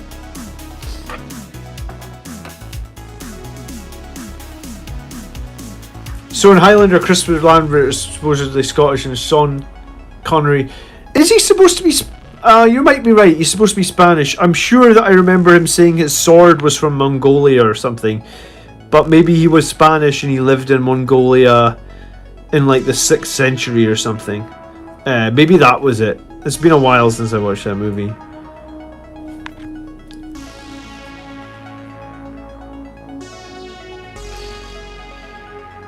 I mean, plus the same thing, right? Striking Scorpion has 90,000 subscribers. He probably doesn't need me coming in and trying to tell him how to play. I'm sure. I'm sure if you wanted to be competitive, he probably could be. He's just running narrative lists for the fun of it, maybe. I don't know.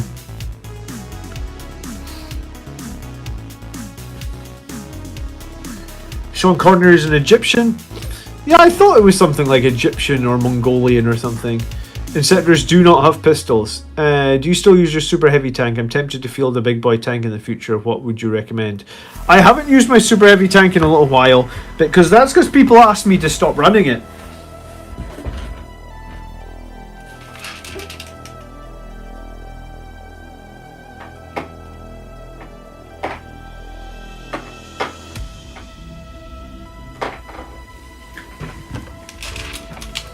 People literally were messaging the channel saying can you stop running the super heavy tank because it's not something that many Bloody Angels players have, because of that it doesn't feel super relevant. I've just knocked this microphone stand. 1 second. So based on the fact that some people actually asked me to stop running the super heavy tank, that was my I guess that was my reasoning that you've not seen it in a while. I mean, if anything, it got easier to field, right? Because they made it 2 CP cheaper to include a super heavy tank. So, I mean, I might include it. But yeah, I haven't thought about it too much. His character name is Ramirez. Yeah, that was right. Clancy Brown was awesome in that. You know that why did people ask me to stop running it? Because not many people owned a super heavy tank, right? So they were people thought that, hey Ben, thank you for subscribing. People thought that I could only win games on the channel using super heavy tanks. So they wanted me to change things up and run other things to prove that I could win games without using the super heavy tanks. Yeah, so we've done that, I suppose. So we're now at a point where I think we could probably go back and run the super heavy tank again. But it is probably true, for most people, I would say you have to be pretty hardcore into the hobby to be willing to spend $300 on a tank, because the tank itself is a project, right? Like it's, I don't know. I want to say it took me 3 months from when I got my tank to finish painting it, and that was like, I don't know, I do 10 hours of hobbying a week, give or take, and that was actually got it over the Christmas holidays, so probably did a little bit more than 10 hours a week on it, so probably you're talking like 150 hours investment on one tank. So yeah, I guess only serious people are gonna do that, right?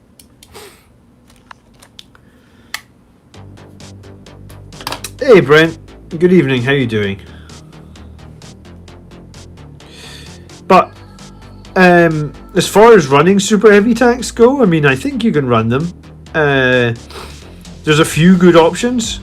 I like the Cerberus, I like the Spartan, I like the Fellblade, I like the Falchion, I like the Astraeus now. The Astraeus actually is only going to be, correct me if I'm wrong, but the Astraeus is only going to be 1 CP to field now, which I actually think is pretty cool, because that is a cool tank, and I would like an Astraeus. It has like a crazy heavy 12, I think it's flat 3 damage gun. I forget what it's called, but it's pretty darn good. Only 1 CP to include it in your list. If money was no object, I'd buy an Astraeus tomorrow, I guess. So yeah, if you want to field a super heavy, like, I think you can do it. I think you just make the change from, you no longer field your Sangre Priest, right? Like, I think that's a sacrifice you have to make, and you put a Tech Marine or a Primaris Tech Marine next to the super heavy, and you awaken it every turn to keep it on that 2+ ballistic skill. I think you get a lot of value out of that.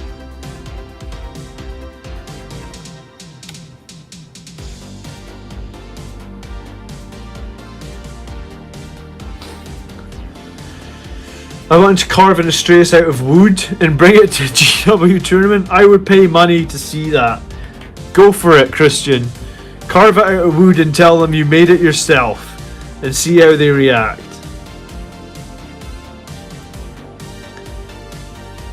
Going to paint some Primaris Death Company. I will never play. Does anyone beside me buy models they'll know they never actually play? Do you know what? I don't necessarily buy the models that I know I will never actually play, but I buy them hoping that, like, you know, I don't know, like, I bought suppressors, like 2 squads of them, because I'm like, suppressors might be cool one day. What else have I got? Storm Raven? Kind of bought that in, like, I think I've used it 2 times. One time was an absolute disaster because it's so overcosted and useless. So yeah, I think sometimes I actually want to buy one of those new Storm, what are they called? Storm Strike speeders, because they look cool, but like, I don't know how you run one of them in a list. Like, I think a lot needs to change before you could consider one. But it doesn't stop me from maybe wanting to buy one, yeah?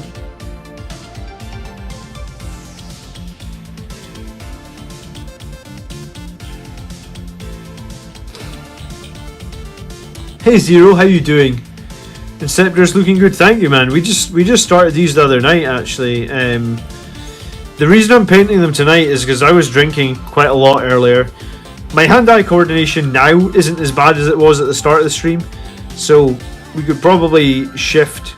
But I mean, I'm still making mistakes, so we're just gonna ride out the stream on these Inceptors.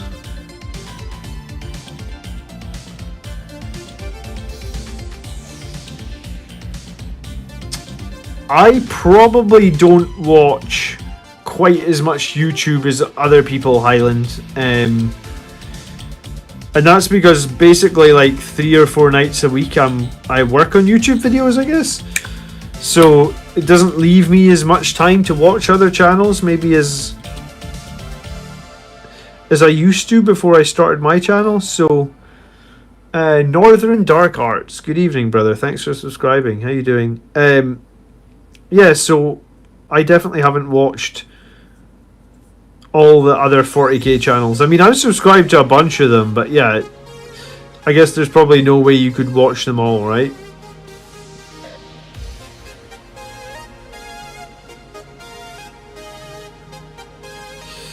I don't know what I'm doing about these little feet bits, whatever you would call them. Like they're not the feet, right? They're like, I guess they're like stilts. Like, I'm going to paint them red maybe and make the bottom of them metal. I don't really know what I'm doing with these. I think some people have maybe just painted the whole bottom part silver. Maybe that would be a nice contrast on the red here as well. I don't know.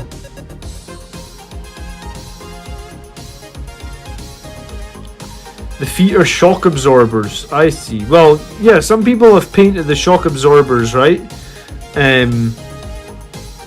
Like they just painted the whole shock absorber silver, and then like I guess lead belcher or something over that.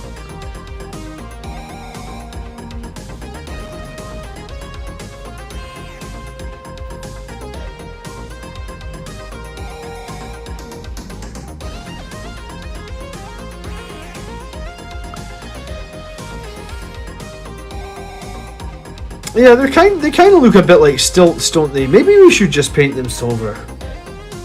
Is that what we'll do? I don't know. I paint the metal, looks way better. Okay, then unless anyone else says anything, we're gonna go with what Reziel says. Reziel is the guy that turned me on to making these guys, or giving these guys a chance on the tabletop. So they're getting the first chance on Monday night on my channel. I haven't used...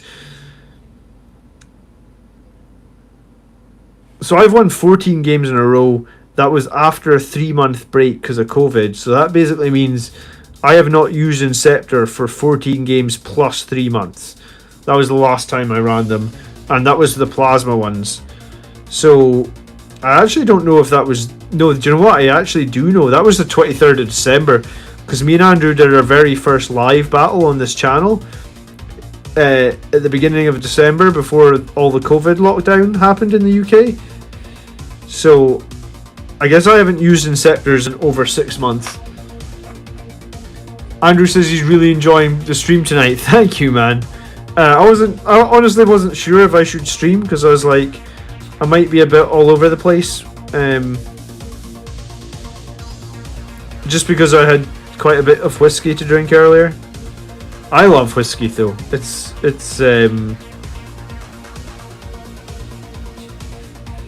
I don't know. It's hard to explain. I just love whiskey.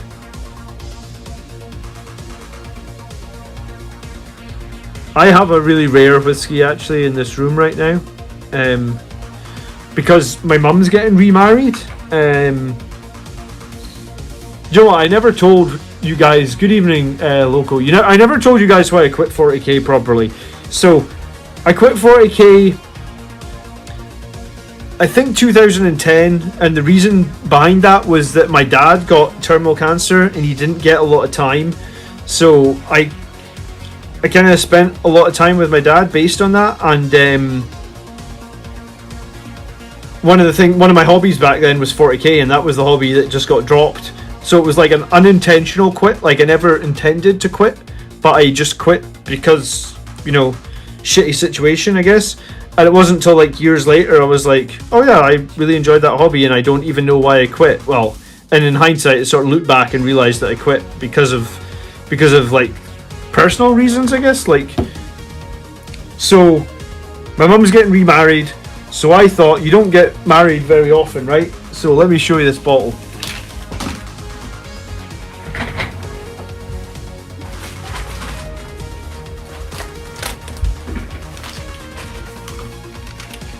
So hopefully some people in here love whiskey as much as I do. I know some of you did, because some of you guys liked my last whiskey. Couple of drinks, John is my favourite. John, maybe I should do more videos where we did do a couple of drinks video last year on Christmas Day. Yeah, I just chat so much shit when I'm being drinking. I'm glad. Whoa, look at this baby. Oh, it's still in its, look, it's got cellophane on it. No, that's bubble wrap. See this? That's what you need for a wedding. So my mum, I figured my mum's, it's not like you get remarried very often. In fact, I'm very lucky, I suppose, because sometimes when you lose your partner, you can never find a new partner. So my mum has a new partner, so I thought, like, let's get something a bit special for the wedding, because that doesn't happen every day, especially with lockdown and everything this last year. Need a reason to celebrate, so we got a new whiskey. Right, so we're going to do these shock absorbers silver. But yeah, man, I just love whiskey. If you guys have never got into whiskey, you need to get into whiskey. Trust me. And do you know what? One of my friends actually asked me at the wedding today. He was like, "John, you need to get me. You need to teach me how to drink whiskey." And I was like, "You just got to drink it 10 times. If you don't like it, just try it 10 times. And by the time you've tried it the 10th time, hopefully your palate will open up and you'll really enjoy it." I do like a bottle of Freud. Scapa whiskey is the best one. Josh says I love whiskey. Yeah, man, I just love whiskey.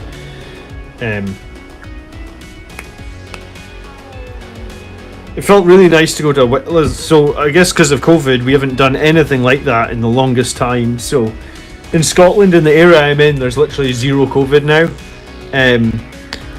Or 0 cases now for like 2 or 3 weeks. So hopefully it continues and life is sort of back to normal.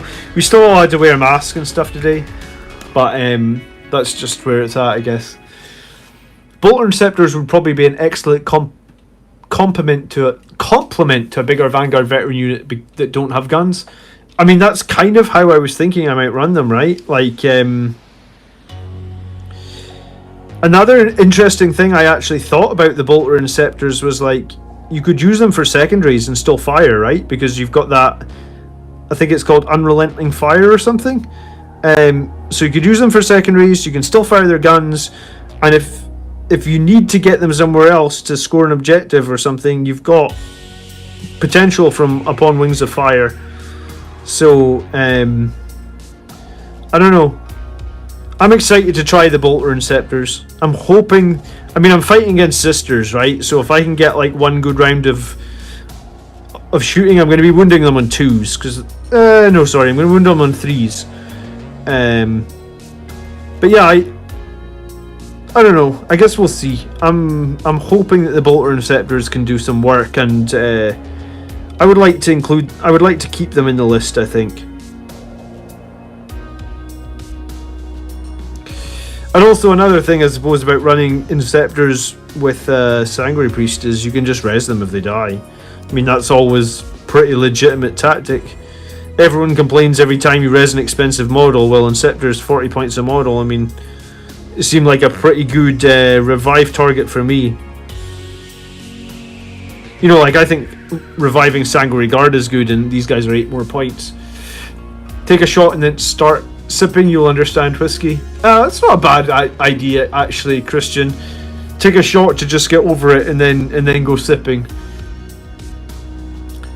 Vodka and rum. Some people say whiskey tends to make them aggressive. Some people say spirits in general make them aggressive. I'm not. I don't get aggressive. I just get friendly. I've always been like that. I'm probably just your friendly, annoying drinker. I think that's something to do with this part of Scotland, though, because in other parts of Scotland, like when the England game was on, like everyone was like slagging off the English, you know, like, you know, I guess they call them the old enemy here in Scotland, and some people, I guess, generally just don't like the English, whereas like where I'm from, like there wasn't any negative towards the English. It was just like, we just hope Scotland played well, you know. It didn't matter what the English were doing. We didn't matter, like, we don't care if they win the group or anything like that. We just wanted Scotland to play well. So I think we did play well last night. I don't know if you guys watched the game, but like I thought Scotland were pretty unlucky. I mean, England were unlucky with the header off the post, but Scotland played well. It was a good. I was actually scaring my daughter. I was getting so excited about the game. I kind of hope Scotland can do the business in this last game, and we can get another shot, or we can get at least one more game. That would be nice. All right, so we do these shock absorbers on the feet. silver, says Rizio.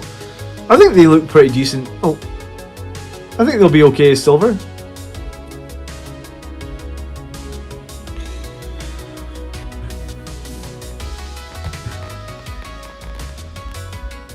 Black Tower wine. I hate wine, man. I never spent the time or effort to drink wine.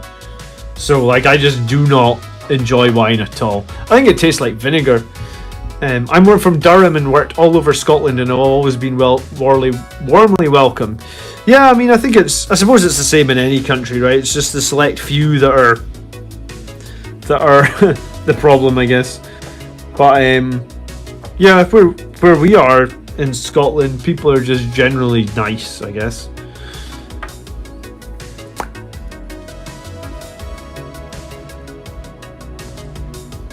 Who are your favourite 3 Primarchs? I mean, can we include Sanguinius here? Because, like, he is the Primarch of all Primarchs. I mean, I know he's dead, but, like, still, we generally love Sanguinius, I think. In here?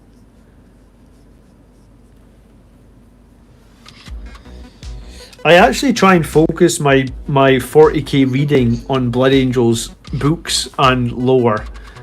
I mean, I'm not through everything, but I mean, there's so much Warhammer content that comes out these days. I don't have enough time in the day to keep up with it.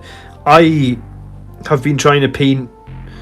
I change my armies so often, and because I was out of the hobby so long, I try and change my painting all the time. So,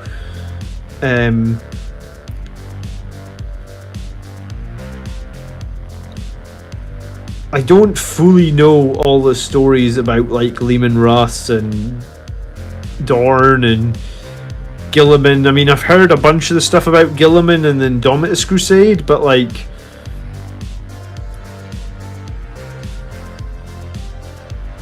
I don't know if I'm educated enough to guess who my 3 Primarchs are. I started reading recently the book for the Horus Heresy, like the Solar War or the final trilogy, and at the start of the Solar War it's like Sanguinius and Dorn. I kind of like those 2, but I mean, I don't know, I haven't read enough material with other Primarchs in it over Sanguinius, honestly.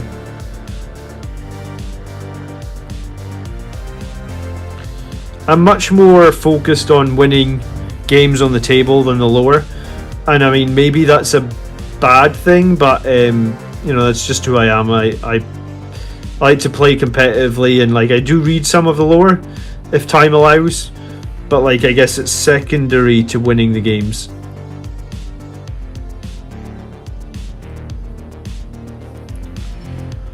Sanguinius. Nice answer, Joker. Appreciate that. Can I have that as a t-shirt? What, Sanguinius 1, Sanguinius 2, Sanguinius 3? Guilliman is pretty damn cool in the Heresy. I guess I haven't quite got to a chapter with Guilliman yet. Oh, you're ahead of me then, Anthony. I've been slacking on my reading big time as of late.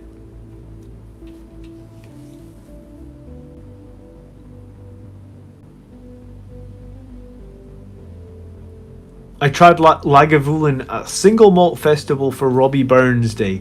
Yeah, Robbie Burns Day is a great excuse to try different whiskies as well. Up where we are, we usually have, like, whiskey events where, like, you would go to your town hall and there'd just be loads of different distilleries there and you can try everything. And normally they let you try it all for free. Sometimes they require tokens for you, but sometimes it's just free, and it's kind of amazing. They do it once every... Well, I was going to say they maybe do it once every couple of years. But obviously, again, it's been stopped for COVID. But yeah, we went one year, and I was so drunk. I think we actually went the year that my wife was pregnant, and because of that, although some stands will give you drinks for free, some stands require you to get tickets, and you get tickets with your admission, and because my wife wasn't drinking, I had all her tickets and my tickets, and then you're getting free drinks. It was amazing. Yeah, Gilliman crowns Sanguinius as the warden of the Imperium Nihilus, right? Like, that happened at the end of... Did that happen at the end of Darkness in the Blood, or did that happen at the end of... I think that happened at the end of Devastation of Baal, right? Where Dante, sorry...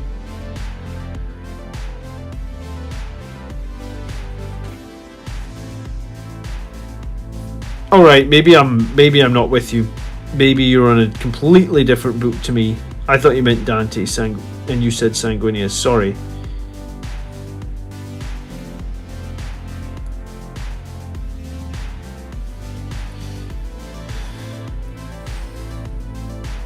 Yeah, Audible. Yeah, I use Audible as well. I wouldn't say I'm necessarily lazy, but I mean, if you've got a busy life, Audible is a great way to catch up on reading while you're doing other things, like, for example, painting Warhammer models.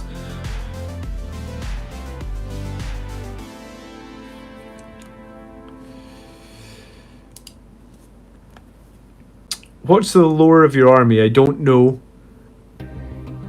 But I do know the sound when I blow my opponent's army off the table. I mean, I know some of the lore, right? Like, I know about the... I've actually filmed a video about the Vengeful Spirit. I haven't released it yet, because I was going to try and get some art together and make it, like, kind of look cool. But I have filmed a video about Sanguinius and the Vengeful Spirit, so I know some of the lore, is where I'm going with that.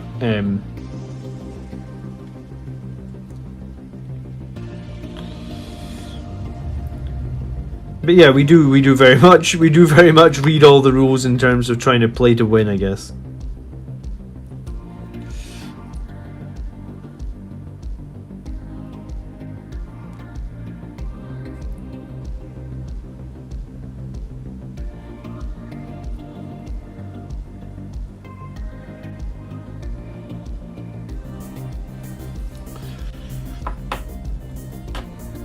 He made Sanguinius Emperor Regent of the Imperium Secundus when he thought Terra fell. I haven't read that part yet.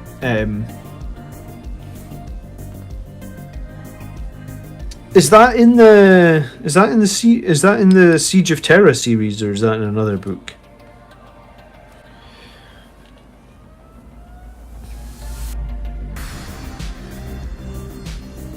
Yeah, the enemy always have a way of blocking the Astronomicon, don't they?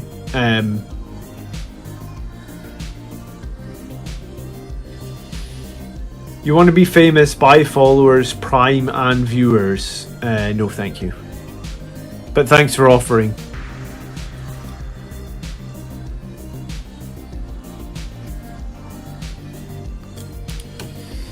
That must be the Siege of Terra book, I assume, then.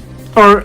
actually, it's probably not Siege of Terra, because in Siege of Terra they're already in the solar system, so I can't imagine that they would need the Astronomicon if they're already in the solar system, right? Because you just need that for warp travel, right?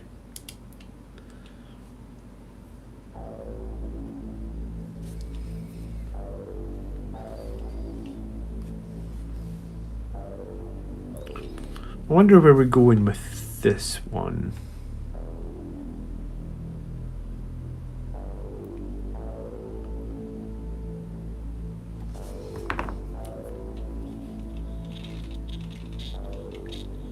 It falls into a very detailed 40k timeline. Alright, I'm not sure either, man. Hey Mark, thank you for subscribing. We're kicking ass with subscribers today.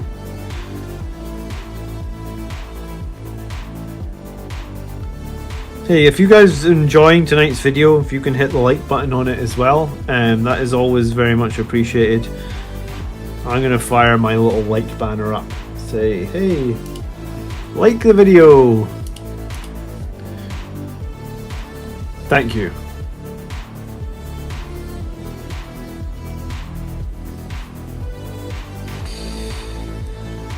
Do you know, these guys won't look terrible then, because I was going to field them on Monday against Andrew's sisters. So I'd hope to put a little bit of paint on them. Probably not as much as this, but then I did forget that I was out at a wedding today, so I was drinking, so...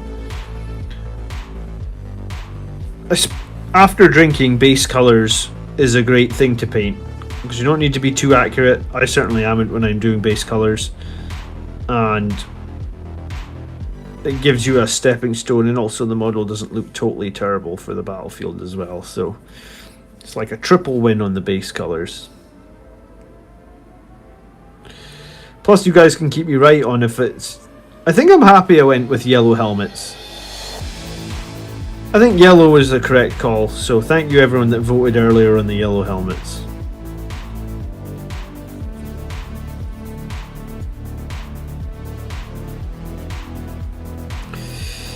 This synthetic brush is kind of starting to get a bit... The phrase I would use in Scotland is ski whiff, which just means a bit all over the place. Like the bristles aren't quite holding a point anymore. It's kind of got this weird curve at the top of it. Maybe you can see. So I guess, yeah, I'm guessing this brush has now done like maybe 25 hours of painting, I think would be the most it's done, because we've been using it on stream for a few weeks, and then I painted a few times off stream. So yeah, maybe like 25 hours. I mean, it's not dead to me yet. Like, I'll still paint with it. Like, if I'm doing base colours, I could paint with this for a bit yet. But £3 for these synthetic brushes, or $3.50. I guess, like I said, I think they can do a job. It's nothing amazing, but I don't hate it. Imperius Secundus happened during the Horus Heresy timeline, if I recall, is also the origin of the first Sanguinar. Okay, I had no idea where the first Sanguinar came from. Fear to Tread happens a good bit earlier. The Blood Angels fleet emerges after, and their story picks back up in an unremembered empire, really.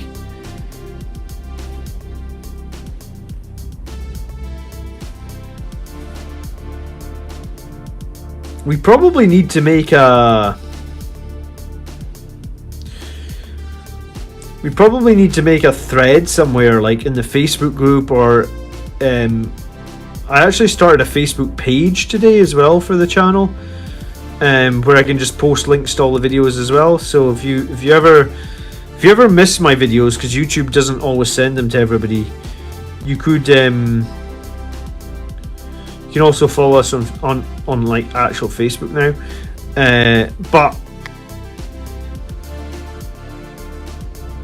yeah, it's a good question.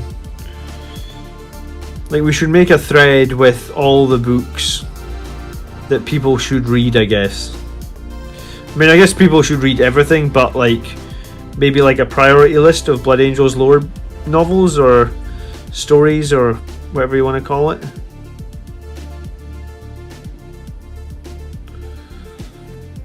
I probably have some to do as well. Well, I know 100% I would be. I've been listening to a lot of music like that's playing right now on stream. I don't know if I'm addicted to this sort of chilled synthy music, but like when I've been painting, like 6 months ago, whenever I was painting, I was always listening to audiobooks. Recently I've just been chilling. Maybe it's just stress of the day job and stuff, and just like enjoying the beats, I guess. Something a bit chill and no pressure, and I don't have to pay attention to it, or whatever you want to call it.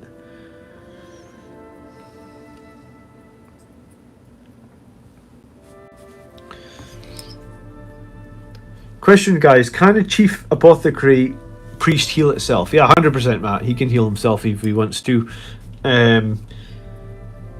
He also gets the feel no pain that he grants, right, in the aura, because he's in range of his own feel no pain. So 100%. He can 6+ feel no pain, and he can heal himself. And if he's chief of apothecary, he heals himself for a flat 3 damage. So it's one of the things that actually can kind of make him quite a bit more difficult to kill, I guess. If they leave him on 1 wound, for example, you just pop him back up to 4, and being chief apothecary, you can then revive another unit and then pop 3 wounds on another unit as well. So it's generally pretty great. Apologies, I just hate the Sanguinar's introduction and the fluff. you know what? The Sanguiner is such a weird one this edition. Like, when I first read his rule, I was really excited. I was like, wow, the Sanguiner can heroically intervene and stuff like that. But then, like, is anyone actually running Sanguiner? I've seen a couple of lists run him, but not many, you know that?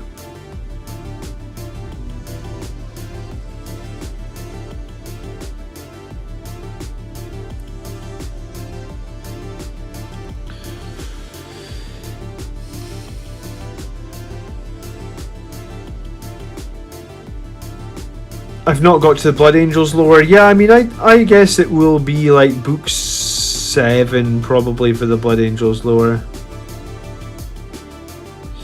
I mean, I imagine that's when they teleport to the Vengeful Spirit, and that's when shit goes down. I mean, it might be before that, but I feel like if it's not, it's definitely happening in that book.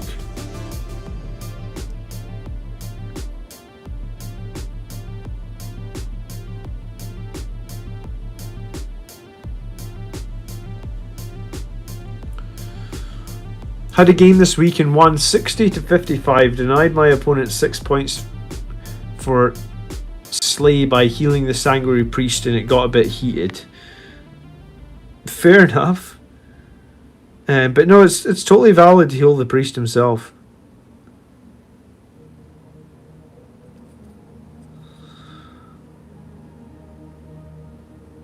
Everybody's upset about the Sanguinary Priest, honestly. People still think... I don't know. Andrew's complained about it a bunch of times. Kev's complained about it. Brett's complained about it. I think Colin's complained about it. But I mean, he has a lot of points, and he isn't that survivable. You have to play him right.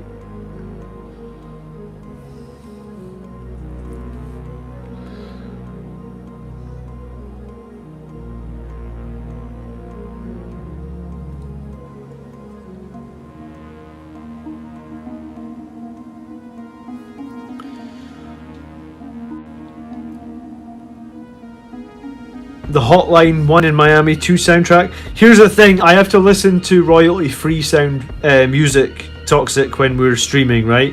Because if I play any royalty-free, non-royalty-free music, then I get, like, potentially copyright strikes on the channel. So, yeah, and I guess generally you don't want copyright strikes, right? So, it has to be royalty-free music, so... This stuff's decent.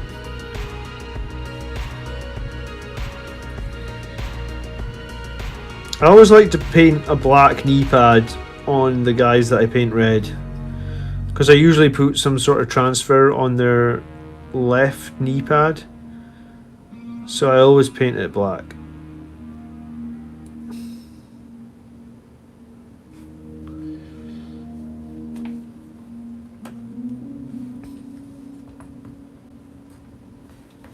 I think I'm in book 11, not near the Siege of Terra books yet. I mean, I ditched most of the other books and just started on the Siege of Terra. I was miles behind.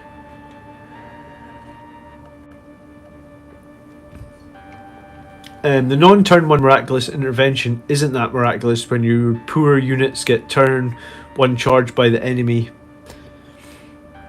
The Sanguinary Priest is kind of amazing.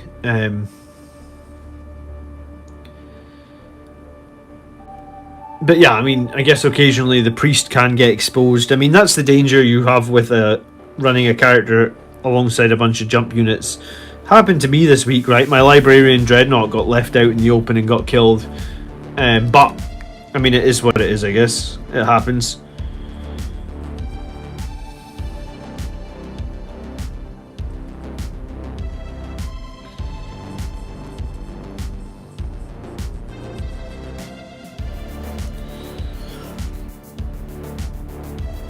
Blood Angels Commander, hi John. So now you've played a few games against Sisters, how do you feel the Blood Angels fare? I know there were some worry post points increase. I mean, I think Sisters have... I think Blood Angels are still okay, right? Like, I don't think we're the top of the bunch, but like, I feel like we're still okay. I'm bringing back the attack bikes this week. because as much as the heavy melter rifles do work, I don't like the mobility on them personally compared to the attack bikes. So I'm gonna find extra points and bring back the attack bikes into my list this week. So hopefully my list this week still works. And to do that, I'm going to drop both squads of heavy melter rifles and bring a squad of bolter inceptors, 3 of them, and attack bikes, 3 of them. Same 300 points. So we'll see how I feel about it, I guess. Are Blood Angels still competitive? I think we're okay. I wouldn't say we're amazing by any stretch of the imagination. I'd say we're okay. I think you can win games with Blood Angels if you play smart. So I guess that's what we'll continue to try and do. And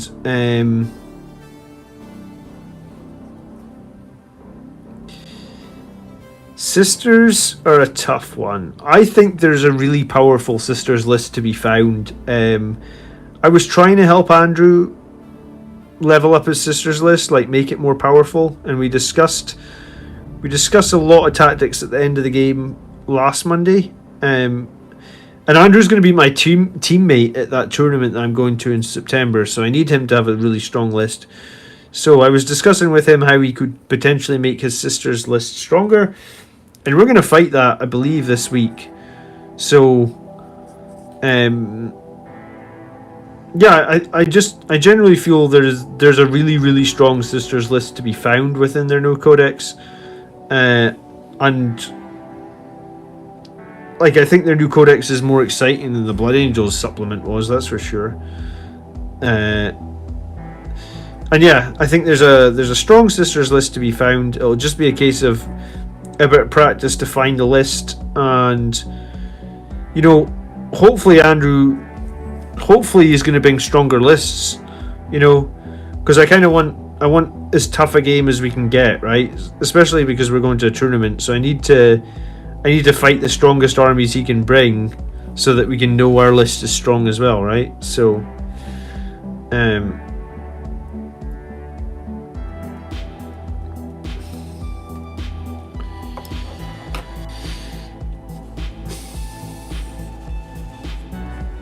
is everyone still keeping the Sanguinary Priest even with the points increase? My first thought was to ditch it, but I'm thinking it might be. I mean, I've run it in the 3 games since. Oh, I missed that you said private toxic. I'm sorry, man. I don't know if you heard me. I said I was drinking a bunch earlier today, so I'm not quite firing 100% tonight.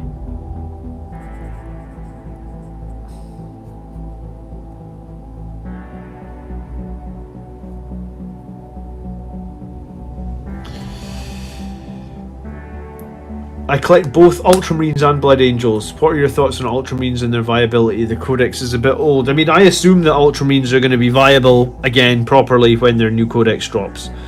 If you're on an army that's still using an 8th edition codex at this point, I guess, like, you're basically treading water, right? Because I think this just things have moved on in general a little bit, and like you're just going to struggle a little bit with an 8th edition codex now. I mean, I could be wrong, but I kind of feel like that's where we are.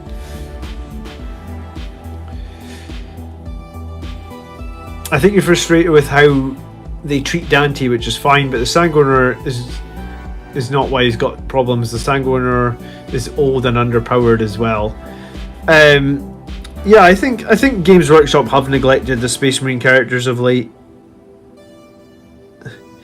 I mean, the best thing they've done for the Space Marine characters is given us those Chapter Master upgrades and let us build our own, right? That's actually been kind of a refreshing part of it. So it's like, we're not...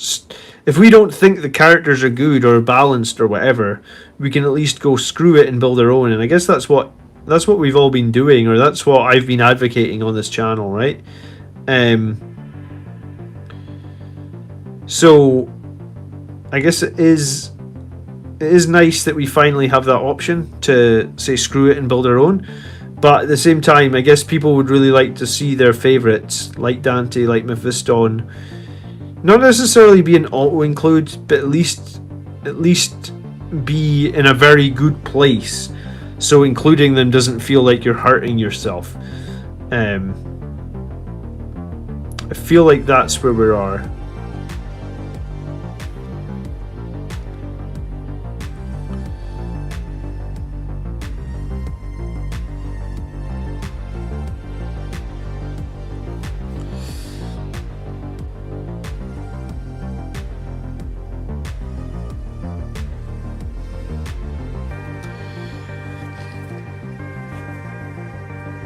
What's the one thing you want to see most come to the Blood Angels for tabletop from lore?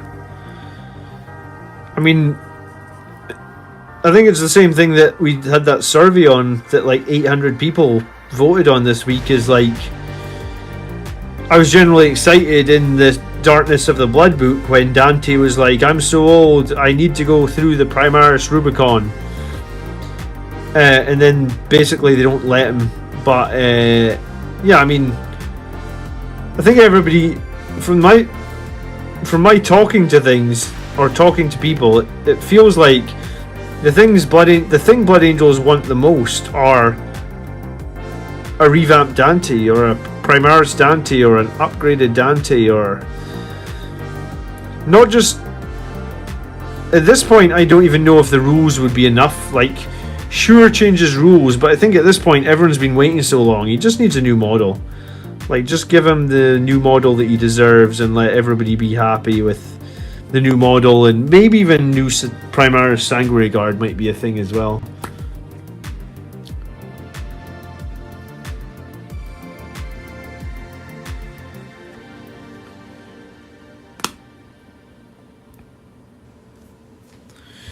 Yeah, Mephiston's a tough one to run right now. When he used to be able to fight twice, he was like, I loved him when he could fight twice, and I didn't mind blowing the CP on him to make him fight twice.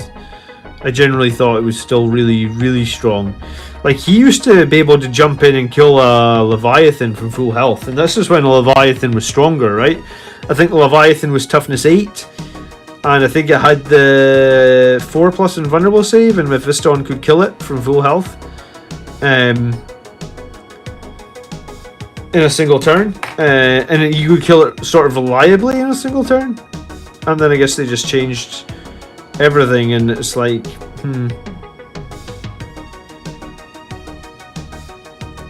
which I'm sad about. I always loved killing enemies' big things with Mephiston, right? Like, and I guess with the removal of him being able to fight twice, they probably just needed to buff his sword. I mean, that's the thing that people don't like. The fact that, like, I think a sword should just probably be a flat 3.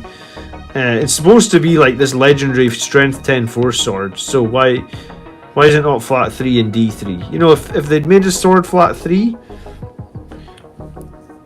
like, how do I feel about that? Well, I mean, at flat 3, he starts to get interesting to include, just because you can guarantee that damage. If you're going to come up against something like Death Guard or Dreadnoughts, flat 3 is way more attractive than 2. Or D3 rather as well.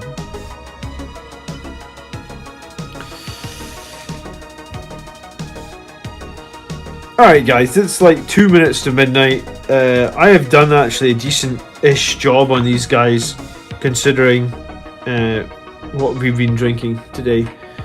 So these guys, I mean, we can field them. I've already done the flight stands for them, so I guess we will field these guys probably pretty much as is.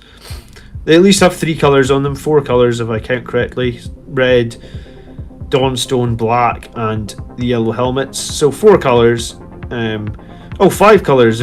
6 colours, because we did the Purity Seals as well. So they have 6 colours on them. They need a lot of work still, but we can field them, and from this, I guess we can decide if we are going to continue to try and make assault bolters work. I never played in 5th, so I never got to the joy of him being a monstrous creature. But yeah, if you've got any questions, please hit them in chat now. If not, then we are back tomorrow afternoon, 4 PM UK time, for usually about 2.5 hours on a Sunday. and we do army lists. We review submitted community army lists.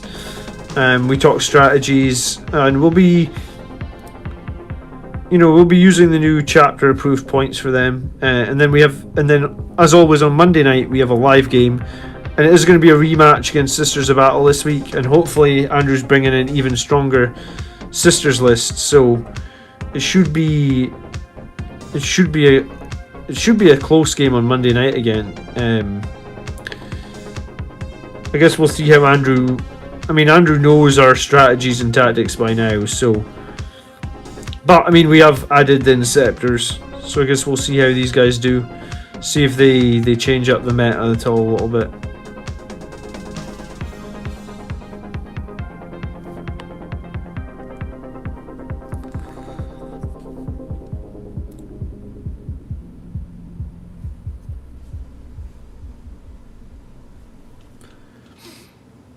Are you running 3 or 4? So I'm going to run 3 attack bikes, because that's 180 points, and then I'm going to run 3 assault bolter inceptors. That's 120 points, and that puts me at the 300 points, which is the same cost as my 6 heavy melter rifle eradicators I was running previously.